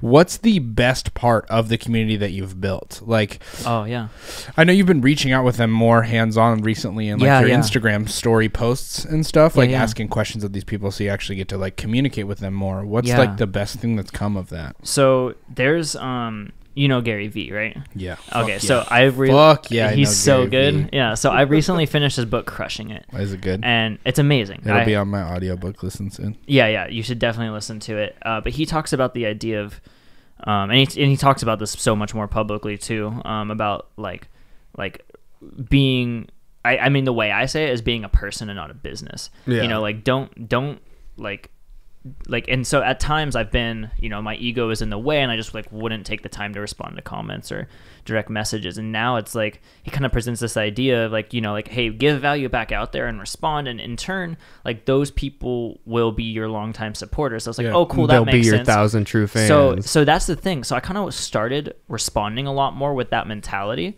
And then I just got so fucking... I hit you up and I did no fucking clue that you would hit me back. I was like, there's no... Like, he didn't follow me or anything like that. I was like, I think he'll kind of remember me, but there's no way that he's going to... And he hit me back like an hour later. Dude, and that's the thing. Like, that's like... And it startled you. And that, like, I have to think of it from their perspective, you know? So, backing up real quick, it started off as, like, this idea of, like, oh, yeah, like, if I give value back, which I'm already stoked to do, and, like, because the teacher side of me... like I'm already stoked to do that, then they'll be the ones who like invest in me long term, who they'll be the ones who subscribe to the Patreon, who buy my prints, who, you know, because you know that one time Andrew Kearns responded and wanted to help and like gave a good solid answer. Yeah. But then it just became like just getting messages back from people being like, hey, like by the way, your vlogs XYZ like did so much change in me and all this stuff. And I was like, dude, like, I don't give a fuck if you support my Patreon. Like, I'm so stoked that I'm like making a difference in your life. And that's literally what it's become. Yeah. And so like probably like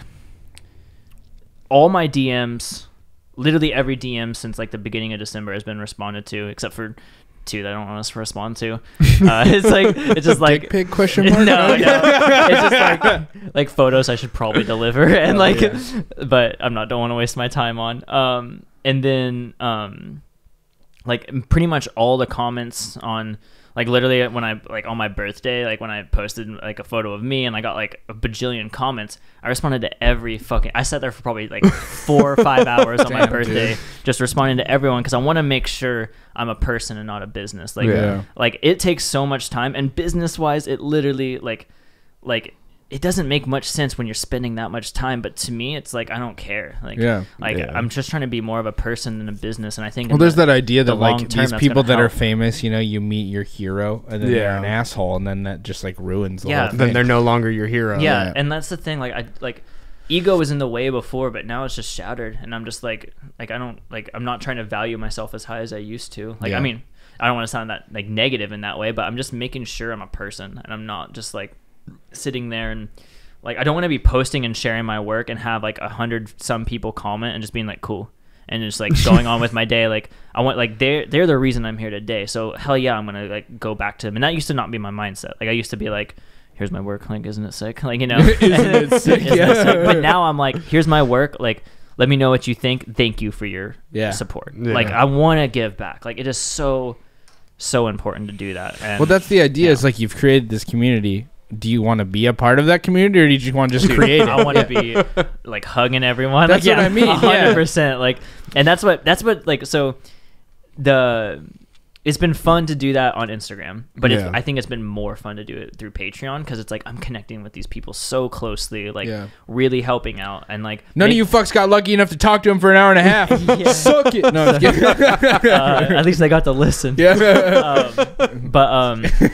it's been really cool to like to be a part of that community, and like to like, you know, go that step further with the people on Patreon, like and I'm still trying to find the balance of making sure I'm like, I haven't had issues yet. Like I feel like I'm balancing it pretty well. I'm also like valuing like quality of work over quantity of posts, like stuff like that. Like I'm just rethinking like what I value. Like I don't care to be consistent and try to beat the Instagram algorithm. Like that's not my goal anymore. Like my goal is to be a person, to build a long-term, like thinking so much more long-term lately. But also, how do you beat the Instagram app? Literally, I don't know. I have not like people ask me that. I'm like, yo, like you've done a few videos about it in the past, but things are constantly changing. Yeah, if that's your concern, like you won't like what I have to say. Like like you just might as well ask someone else. Just like when it boils down to like work hard and like things will come to you. Yeah, like if you're putting in the time and if you're putting in like effort and your whole and you're producing a quality. And there's passion put behind it, but make sure you're not limiting yourself just to Instagram. Don't put all your eggs in like one basket. Yeah. Like for photography, for instance, like you can talk to agencies, you can talk to whoever, you know, like you can just reach out. There's so many, like I always explain, like if this is the big circle of the creative industry, like Instagram and like social media is this tiny little circle right there, and there's like agencies and like actual real work and like you know, like I'm just trying to produce quality work to do quality jobs and not influencer jobs kind of thing. Not that influencer jobs aren't quality, but like my idea of being an influencer is like making an actual impact instead of posting about Bud Light, you know? Yeah. Like I want to be like the Gary Vee type person who's making a fucking difference. Yeah. Not making a fucking paycheck. Seriously. Yeah. So. Yeah. I think that's what's really important. There it is. How did you get linked up with those people, the surfing people you did the short film about? I forget what the name of the short film is. Gianna and Corey? Yeah. Gianna, she actually reached out to me a long time ago. And what was the name of the short film again? Be You. Or it might be the other way, Do You, Be You. I always forget. I forget. Gianna reached out to me a long while ago. And at the time I was in that place where I just wasn't really checking DMs like as much as I am now. And she just like reached out, and then I hadn't responded, but my friend Flukes, he had worked with her a few weeks later or something. He's such a cool dude. Flukes is awesome. He just seems like a freaking sweetheart, dude, man. I like that guy a lot. I love that guy. Yeah. He is like one of my closest friends. Such a real dude. I could rant a whole podcast on him. Very inspiring thoughts on religion, too. Yeah, he has a really good head on his shoulders with everything, and I appreciate him a lot. So he had done a shoot with her, and then like we just know, like I saw her artwork and I followed along, and then very cool. Yeah, and so then I actually went up there to do just the thing on her, and just be I kind of a very last minute thing. So did she just reach out to you and be like, hey, what's up? Let's hang out? No, I kind of mentioned, I was like, hey, like I'd love to do like some work with you, and then like I was like, hey, like I actually want to do like it'd be cool to like have this. I have this idea, and it was kind of like that like. Handheld footage like feel like I didn't want it to be like too done up, it's not really my style. So I wanted to be like very real and relatable, and then in the midst of that, like it was just going to be her, and then Corey showed me his book, and I was like, whoa, like this is dope. And Corey ended up being like a big part of the film as well, and I feel like they had, but like, and he was a really for listeners, you explain kind of what they do and so about? Corey is I think he might have quit his job recently, but I don't remember. He's aiming to just be full-time, like freelance, like traveling, writing, like all that stuff. He's a really good writer. His book is so great. You can watch the film to kind of hear his story, but basically it's called Why Do You Exist? Yeah, right? Why Do You Exist? Why Do You Exist is his book. And it was based off a trip he did. He biked the whole West Coast and learned how to surf during it. So like I said, you can, if you want more details, just watch the film. And then Gianna is an artist who has a very unique story and upbringing in where she is. But they're the same story as me. Like she was an athlete, right? She got injured, and then she took up painting, and now she does these like really inventive, very cool paintings of like the Pacific Northwest, and like how like and just like really good work on both of their ends. And so it's been cool to we both all share kind of a similar mindset with our art and our work, and I actually really was very inspired by both of them, and but also say like, we just kind of connected, and it was very last minute, and then I found Corey's book there, and then like that whole story, I was like, we should put this in the film as well, and all this stuff, and so it was fun. It was really fun. It was super cool. I really enjoyed it. And at the end of the day, I wanted to make it to put value back out there to hopefully inspire someone, because like they're just the same as me. Like they're normal people who that's the thing that I'm excited went off and did their thing. Well, I'm very I feel like honored that you like gave us your time, because it's interesting, because like people have this influence,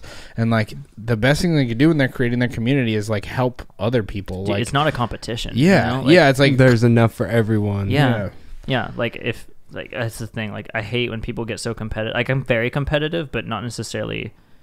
You don't want other people to fail. You just want to win. I think that's pretty accurate. Like I want to see people succeed, and like at the end of, like I said, it's just not a competition. Like the more we help each other out, like the better we'll be. Like that's the idea of like the community that we want to build. It's just like we just want like people to lift each other up. Like it's just like realizing that people have their downfalls, but loving them despite their downfalls, and being a part of something that's continuously just trying to bring people to be better.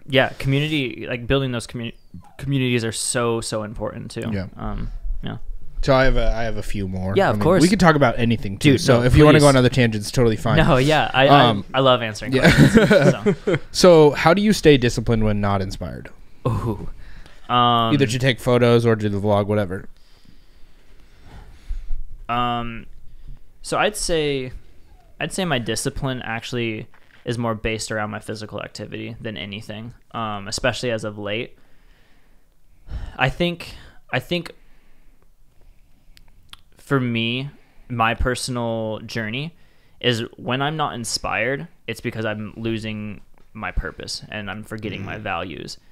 Like I said, like I have 20 years of my life just thought up, like I have these ideas and these like visions and these plans that like I want to see come to pass.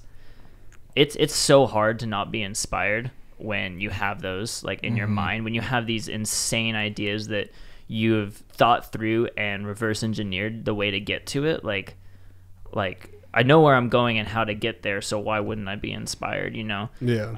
So I think dreaming and setting goals is kind of like that answer. And so backing up to like 2017 when like those jobs came through and I just had no purpose and I had forgotten my values. Then I was valuing the wrong things. I was valuing money and this and that, and it's just like the wrong head state, man. Like just like such a like toxic mindset back then.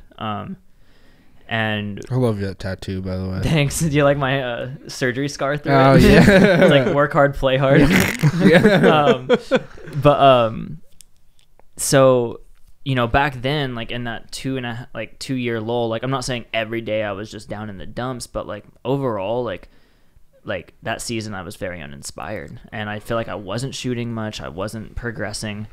And now that I have these like purpose and values, and you always hear that, but when you get like hyper specific about your mission statements and stuff, like that's when, and you get passionate and like it revolves around your passions and your purpose, like that's when you go forward. And so I say to people, like, when you're excited about something, it's really difficult to not be. I mean, that's like this podcast that like I haven't done this before, but with this podcast, like I like had video ideas. I have pages and pages of questions. And that's like so it's sick. Exciting to me. And like that's the thing. Like the thing I always tell people when they're not inspired, I'm like here, like number one, like go out and shoot, even with your iPhone. Just like be creative. Maybe try something different. You know, like just try something. But also too, like now I think my answer would be more so like really think about your purpose and values. Like throw your phone in the garbage. Be disconnected from everything. And really dial in. That's like a whole nother rant, is like I think the phone, like a lot of the disinspiration and all this stuff, like it just is so, it's easy to look at a phone and forget any train of thought, forget any feelings, and just like waste time away. Just go numb. Just go, that's so well said. Just go numb. And I think people just need to disconnect from that for like at least an hour. So, you know, like at least, and I would encourage them to do like a day. I've heard so many people talk about like month-long social media detoxes or phone detoxes and shit like that. And it's like so important to do, because I've been setting my phone aside so much more often lately, and my life is changing like dramatically, like in the best ways. So I always encourage people like what are your bad habits? Break those, and like let's stop wasting time and think about your purpose and values. And it goes back to freedom is discipline, you know? And so when you can discipline yourself to do those things and really find those values, like I've not been uninspired for like the past few months. Like I'm just gunning. That's awesome. Yeah. 3 books that you think are like the most impactful on you. You can take a sip before you answer. Answer now. Essentialism. That'd be hands down number one. If for a business book, Crushing It, whether you're looking to do social media stuff or not, I think the way he talks about valuing, like being a person and not a business, basically is like, I don't know if he actually really says that in the book, but that's basically what he's saying. Is like, be a person, be real, and stick to your guns. Be 110% you, and let your business show that. Crushing It. I love the book Subtle Art of Not Giving a Fuck. That's a good one. Yeah, I read that one when I was... What's that about? Not giving a fuck about stuff. Like basically like at the end of the day, we can think about like I apply it to a lot of the things, like big and small, business, not business.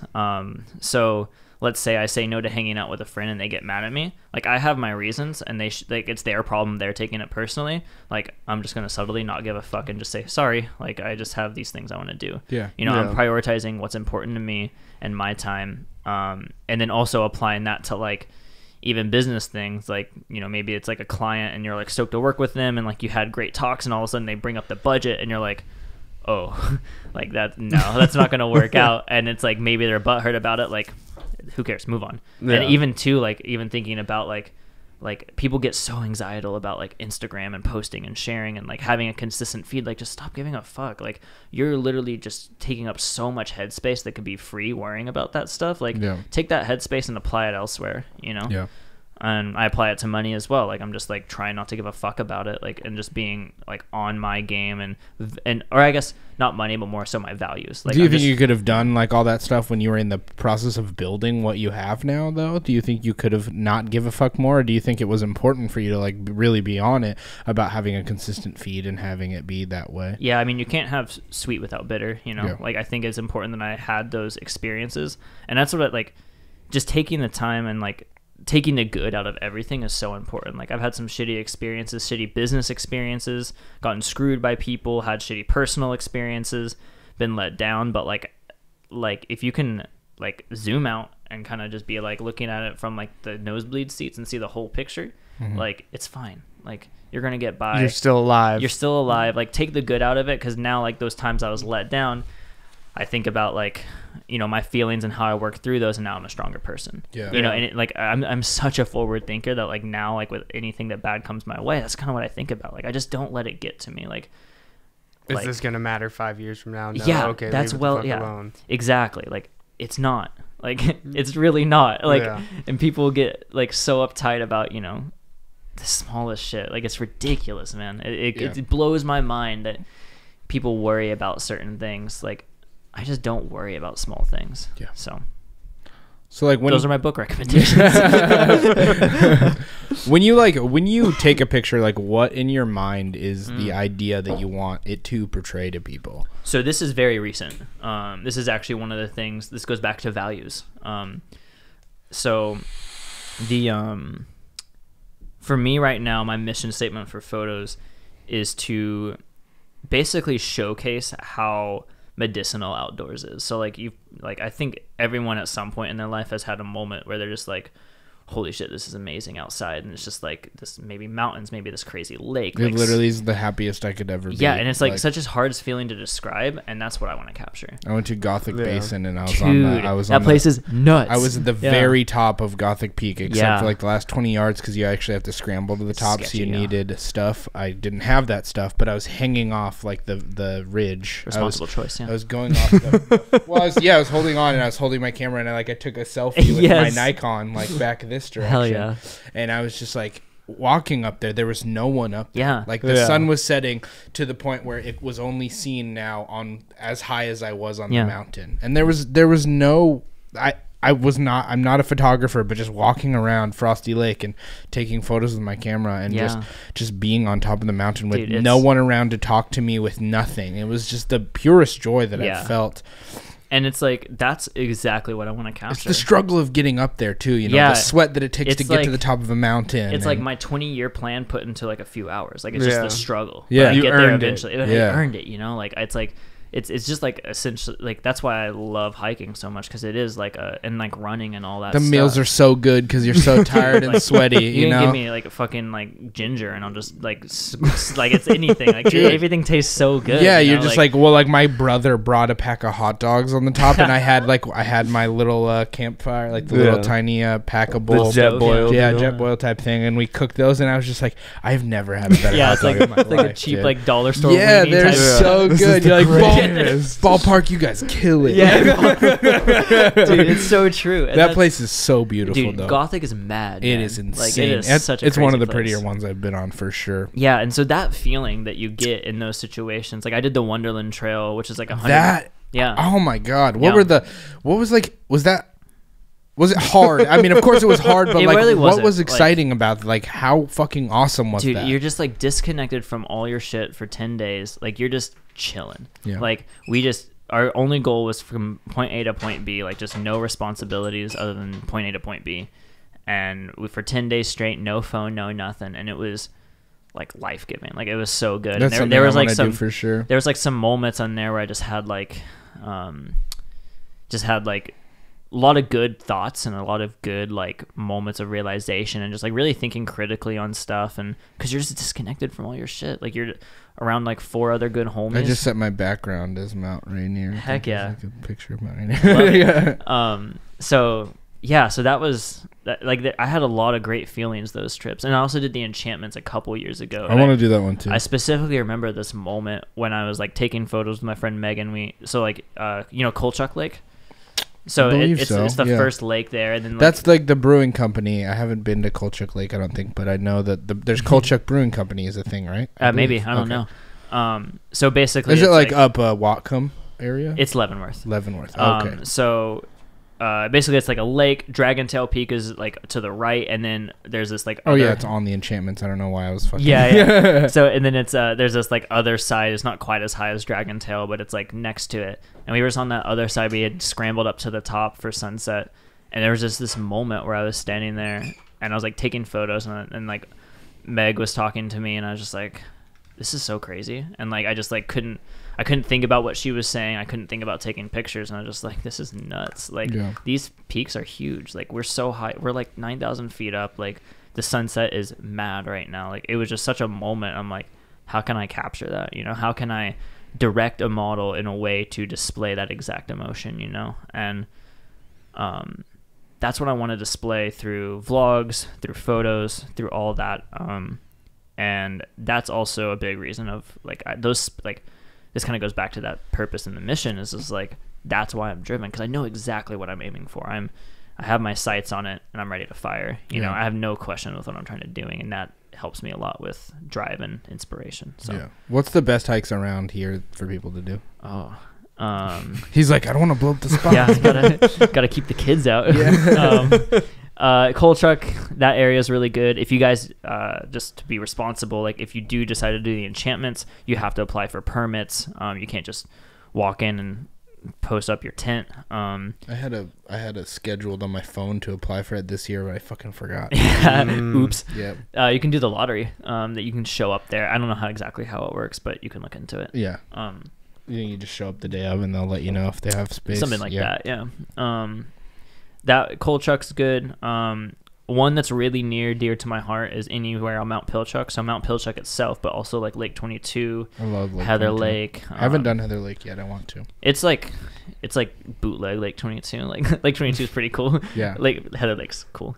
But Lake 22 is very special to me. I love it for so many reasons. But that whole area, I love Mountain Loop. And if you want something easy, Gothic Basin, do it. Oh my god, dude, that is a hard fucking hike, dude, man. You'll get wrecked. Yeah, dude. I was carrying. It was my first time backpacking, and my pack was fucking full. Like I was carrying stuff for other people. It was fucking gnarly. Did you find the mine shaft? No, I didn't. There's you know that waterfall you cross?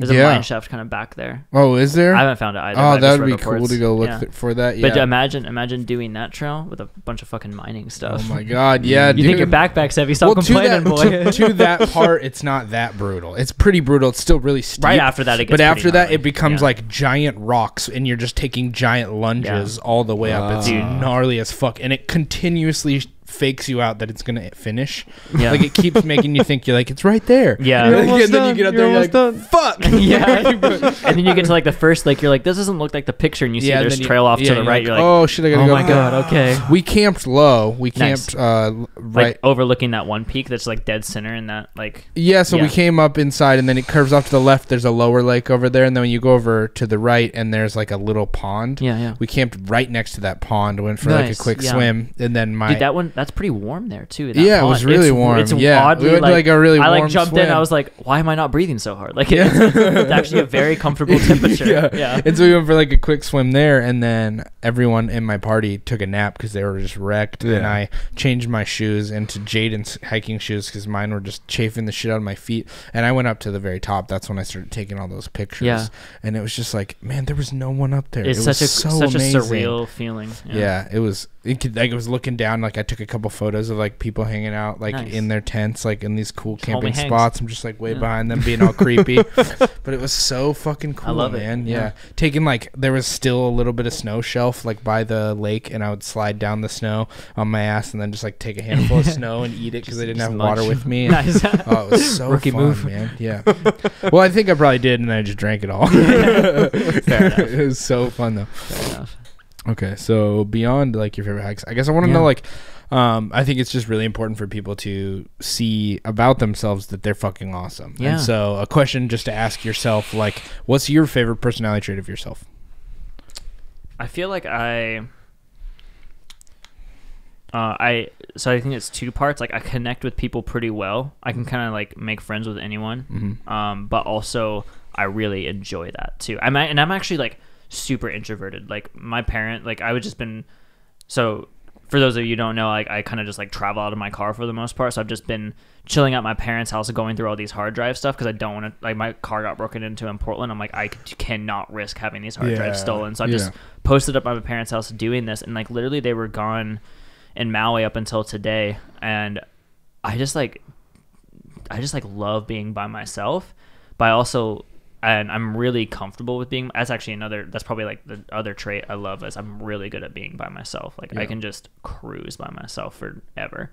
But also the whole opposite end is like I love connecting with people, and I feel like I'm pretty solid at it. And I think that really works to my advantage with all I'm doing now. And it was like funny, like on Christmas, like I guess I never really realized I was like solid at it until my dad mentioned something, and like we were like calling the fam for Christmas, and after we hung up, like, and I didn't even notice this, I was just talking to him. He's like, dude, like my dad was like, you just talked to them so well. I was like, what do you mean? He's like, you were like a game show host, man. Like you just did, like you were just railing off jokes, railing off this and that. And I was like, oh yeah, I guess so. Like that's kind of weird when I think about it, because I'm super like, I don't even know if I'm like introverted necessarily. Like I have to have my time alone or I'll snap.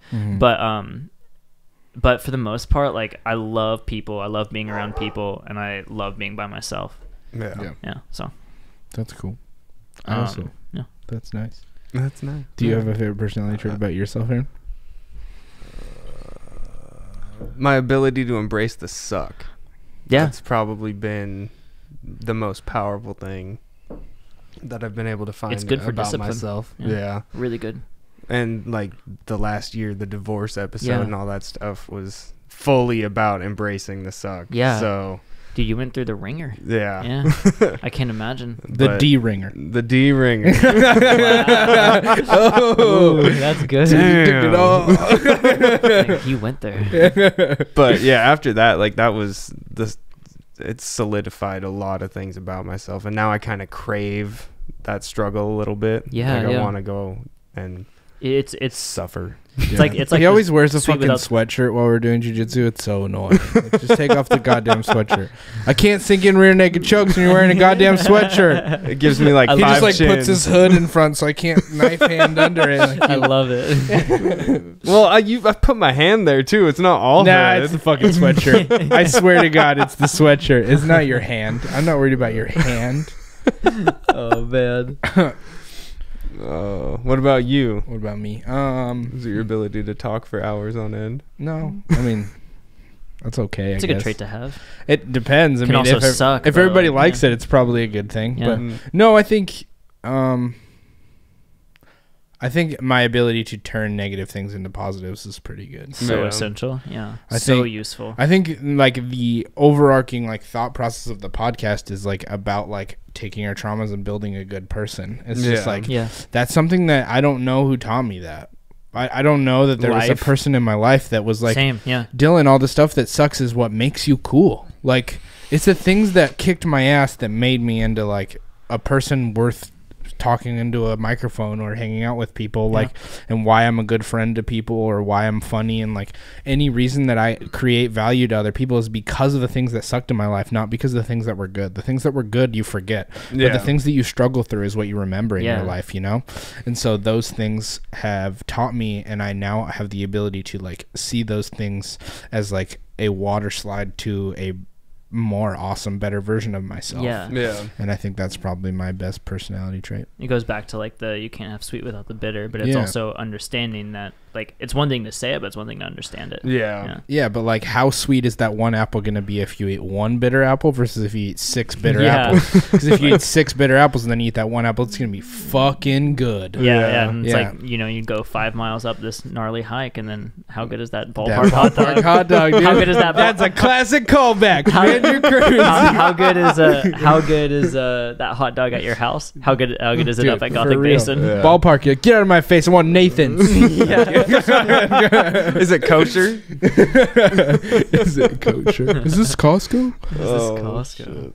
So, how important is, when you're like building something, how important is time versus hard work? Do they go hand in hand, or is it more important for you to work really hard for like this small amount of time, and like, or is it like being around for a long time? How important, especially like in the Instagram game or in the YouTube game, I guess. Yeah. How does it relate, like time versus hard work?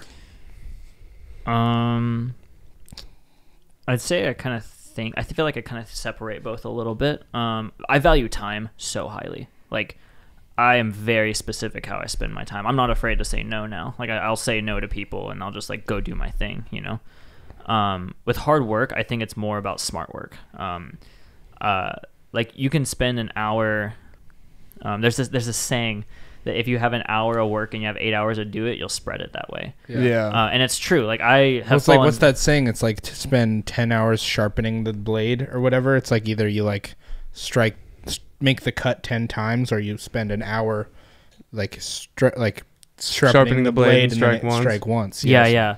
So it's just being mindful of how you're working. Like, you know, anyone can sit down and do 2 hours of editing, but can you do it without your phone? You know, and all of a sudden, that, like, if you do 2 hours of editing and have your phone next to you, you're kind of just like distracting yourself for like 5 to 10 minutes, like a couple times during that. Like, when you set those aside, like, all of a sudden you either get that done in like an hour and a half, or you know, maybe go on to something else for the last 30 minutes, you know? So I just value, sorry, what was the question? Time versus hard work. Yeah. So I think smart work is a good way to put it. And I do work hard and smart. But don't work hard just to say that you work hard. Yeah, like, you can busy yourself with so much shit you don't need to busy yourself with. But another thing in essentialism they talk about is like, there's like the 80-20 rule, where it's like 80% doesn't actually matter when you focus on the 20. I think it's 20% of the stuff that you put things into is going to bring 80% of your growth. So it's like, maybe I'm thinking of something different then. I think that's what he was saying on the podcast. Was like, well, I guess what I'm trying to say is, like, I've always said like 90 to 95% of the stuff that's going on in your life, from feelings to what people think of you to like business stuff, like whatever, actually doesn't matter. Mm-hmm. But when you realize that and you focus on that 10%, that's when shit starts happening. Yeah. You know, like, you can busy yourself so much, and I'm fall victim to it. I used to do it a lot more. I'm way better at it now, but I still fall victim to it. And it's just a matter of understanding where your priority is at, your purpose, your value, your goals, and kind of like, so to wrap, because I keep coming back to that topic. Kind of an ender on that topic is a part of that book, Essentialism. This rocked my world when I read this section. They talk about mission statements, and he was in a class. They had a list of a bunch of companies and their company mission statements, and a lot of them are like, make a good product and keep our shareholders happy, like really like corporate-y, like generic, like Kirkland signature type mission statement. It's just like not good. I love Costco. Yeah. Okay, sorry. Now you coming after Costco? No, I love Costco. I'm waiting for that Costco smart. That's going to be the most authentic influencer post I ever do. Yeah, Costco. Look at all these fucking hot dogs. Yeah. I got 8 slices of pizza for 6 months. Yeah. Dude. But so it's just like very generic statements, very like 3 out of 10, 4 out of 10 quality statements. But there's this one company that stuck out to everyone. And it was this company that Brad Pitt created, and it was after Hurricane Katrina. And his mission statement was to build X amount of homes in this specific neighborhood by this specific date. It wasn't like to make New Orleans better after the hurricane. Like, that's a very good and healthy and nice of you to say mission statement, but that's not specific. Like, when you have those, it's not an actual mission with objectives and goals, and it's not specific. So the thing I love about that is you can see that and you can be like, oh, that's specific, but think about it deeper. Like, think about this. Like, if TMZ comes to him and is like, yo, Brad, like, we love what you're doing when we want to do an article about you, whatever. And then, like, Brad can do that, and, like, exposure's not a bad thing necessarily, but it is going to cost him some of his time that he could be focusing on something else. So read our mission statement. Okay, bye.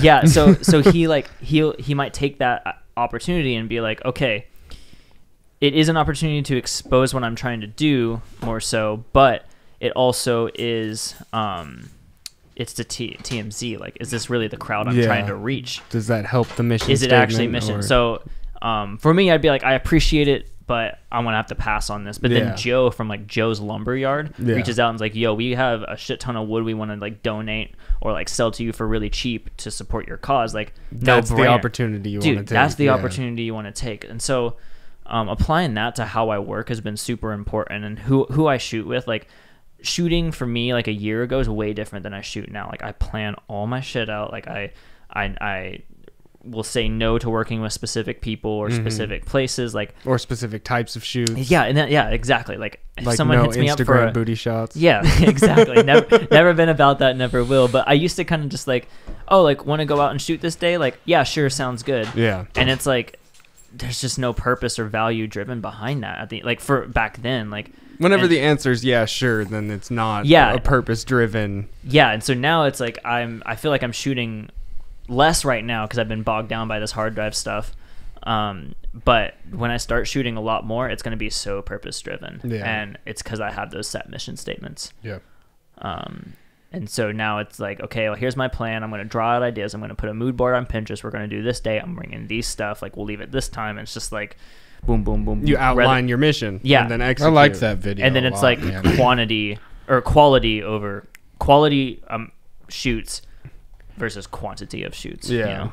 Well, you're also not building a portfolio anymore, too. So it's different stages of career, too, because in the very beginning, you kind of just want to take whatever you can get because you're trying to build a portfolio for word of mouth and all that stuff. Yeah, and also what you value and like the way you get better. Like, as everything comes along, like, there's work I shot that I was so gassed on like 4 years ago, and now I'm just like, dude, that sucks. like I go back on my Instagram, like last week's work, I'm like, oh, oops, like I thought I'm better than last week. Like, and it's like there's like a quote by Macklemore. It's like, a true artist will never be satisfied, but I guess that's the sacrifice. And I'm like, dude, that's like me in a nutshell. But that's also a good drive. Yeah. Do you have like so you have like your setup and your plans that you said you want to talk about after the podcast, like things that you want to do, but do you have like a company that you would be like really excited to work with, and that you like, so like if you have like a dream person that you want to like learn from, I guess, or like a dream company that you would love to shoot for, something like that? To be honest, nothing particular comes to mind. I mean, it'd be cool to do stuff for like Patagonia and Arc'teryx and like very respectable outdoors brands. Yeah. That I like a lot. But also I'm not necessarily like, I want to be shooting a lot of work soon that like kind of revolves around that, because that's what I love shooting anyway. And if that comes along, sick, but I'm definitely not expecting it. Yeah. And I might try to pitch, I might try not to pitch. Like, we'll just kind of see where things go. Like, right now I'm valuing kind of what I'm doing. Yeah. Like, the most, like right now with the Patreon and everything, like, I think as I'm producing what I want to produce and sharing it there, I think everything kind of in itself will work out. Like, like I'm for the first time ever, I'm just not even worried like it's gonna work out. Like, even like I'm making, for now, less money, like, and all this stuff, and like, but I'm like fucking loving it. Like, I'm just cruising, I'm having fun, but I have a purpose and a plan, and I'm working for it, and I'm not really worried so much. Like, clients will come and go, and I have a couple like really cool jobs coming up. And not necessarily that I'm like making less money, but I'm just saying no to more, I guess. Yeah. I'm saying no to more jobs that I don't want to do, like Bud Lit and stuff like that. Do you have any other hobbies, like, other than photo and stuff? I've really been enjoying working out lately. Like, I've been. What kind of stuff are you doing? To be honest, pretty simple. Just running, and then like a couple YouTube, like, kind of just workouts and stuff. You should come film a vlog section of kickboxing. We'll I'll get my ass kicked. No, we'll teach you how. That'd be fun. Yeah, that'd be pretty sick. But I just love running. Actually, we could do it in a field, so it's still outside if you want. Gotta stay on brand. That's been really fun to do. Other than that, I just like being outside, man. Like, just being like running outside, as well as like hiking and all this stuff. And really, like, I'm just so passionate about what I'm doing now that I'm not too worried about having anything else. Like I still enjoy music, and I want to get eventually back into, like, I think it'd be really cool to make beats and stuff, like with the drummer background. Like, I think it'd be sick. But like Dwight Schrute, yeah. And that's today's episode. I'm fucking out of here. Good, thanks. So I want to get into that at some point, but right now, like, I'm just so like gassed on what I'm doing. Like, I'm so stoked, and like I said, it's kind of back to square one. It's treating it as a hobby again because I'm doing exactly what I want. Like I'm not valuing brands or valuing money. Like I'm valuing what I want, and I'm just having fun. Like I literally haven't even thought about like other things. I actually do want to get into sewing though. I think it'd be so sick to like make patches and like make like stuff, like, or like make my own clothing just for fun. Like just make like find a shirt pattern and know how to make it, like just cuz so live your life, Andrew Kearns. Do you have anything? Surfing. I love surfing. I have been, I guess that kind of goes back into working out because it is a hell of a workout.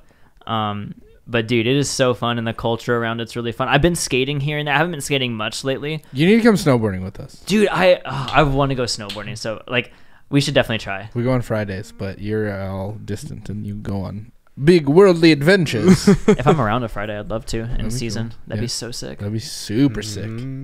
Yeah, that'd be a lot of fun. I'm loving the snowboard trips lately. Good, yeah. I do want to try it. I've always wanted to. I just never have attempted. It's just so fun, man. Yeah. I imagine especially it's probably on powdery days. Close to the feel of surf. Probably easier than surfing. Really? Because you don't gotta paddle and jump up. Yeah, you just kind of like turn and go. Well, and the snow is the snow. Like the water can change you at any time, really. You know, it's like it's to a point. Once you master it, I'm sure to the point it gets a little bit easier, but you still are adjusting to every wave. Like the mountain is kind of the mountain. There's not that much variable to it. So once you figure out kind of how to do it, it feels similar. Once you get specific terrain features down and stuff, then nice. There's definitely a high learning curve. Like you have to, like, to get really good, you got to. I heard like the first couple times just suck.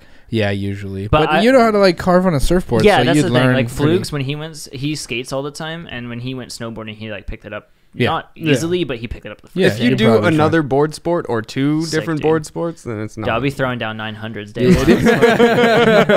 I've been trying to 360 lately. Let's hit the half pipe, man. that dude who rode his bike, he's an insanely talented skier. Dude, he like.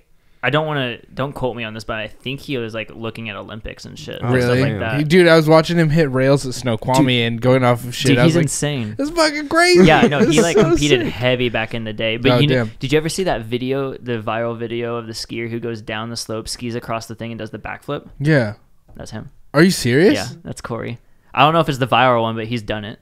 Damn, dude. No, I've seen that. He goes across like water. Yeah, there's a little ramp and he does a backflip. Charges down this like water, like skims across the water and hits the ramp, does a backflip. Damn, dude. Like I don't know if that video that went viral was him, but he has a video of him doing that. That's doing the same thing. So that's dude, nuts. Corey is so sick. I really enjoyed getting to know that guy. Do you have any other questions for Andrew? I think we pretty much covered everything. What are we at? We're like probably like 2 hours now. Probably. Yeah, 206, dude. Dude, I love it. Yeah, dude. Just killing it. Do you have any other things you want to talk about, Andrew? No, like I think I covered pretty much everything. Sweet, man. We'll make sure to get all your links and stuff too, so we can. And the plug. And we got to get a picture. Oh, don't forget, because that actually performed pretty well on Instagram. Even though we don't care about Instagram here.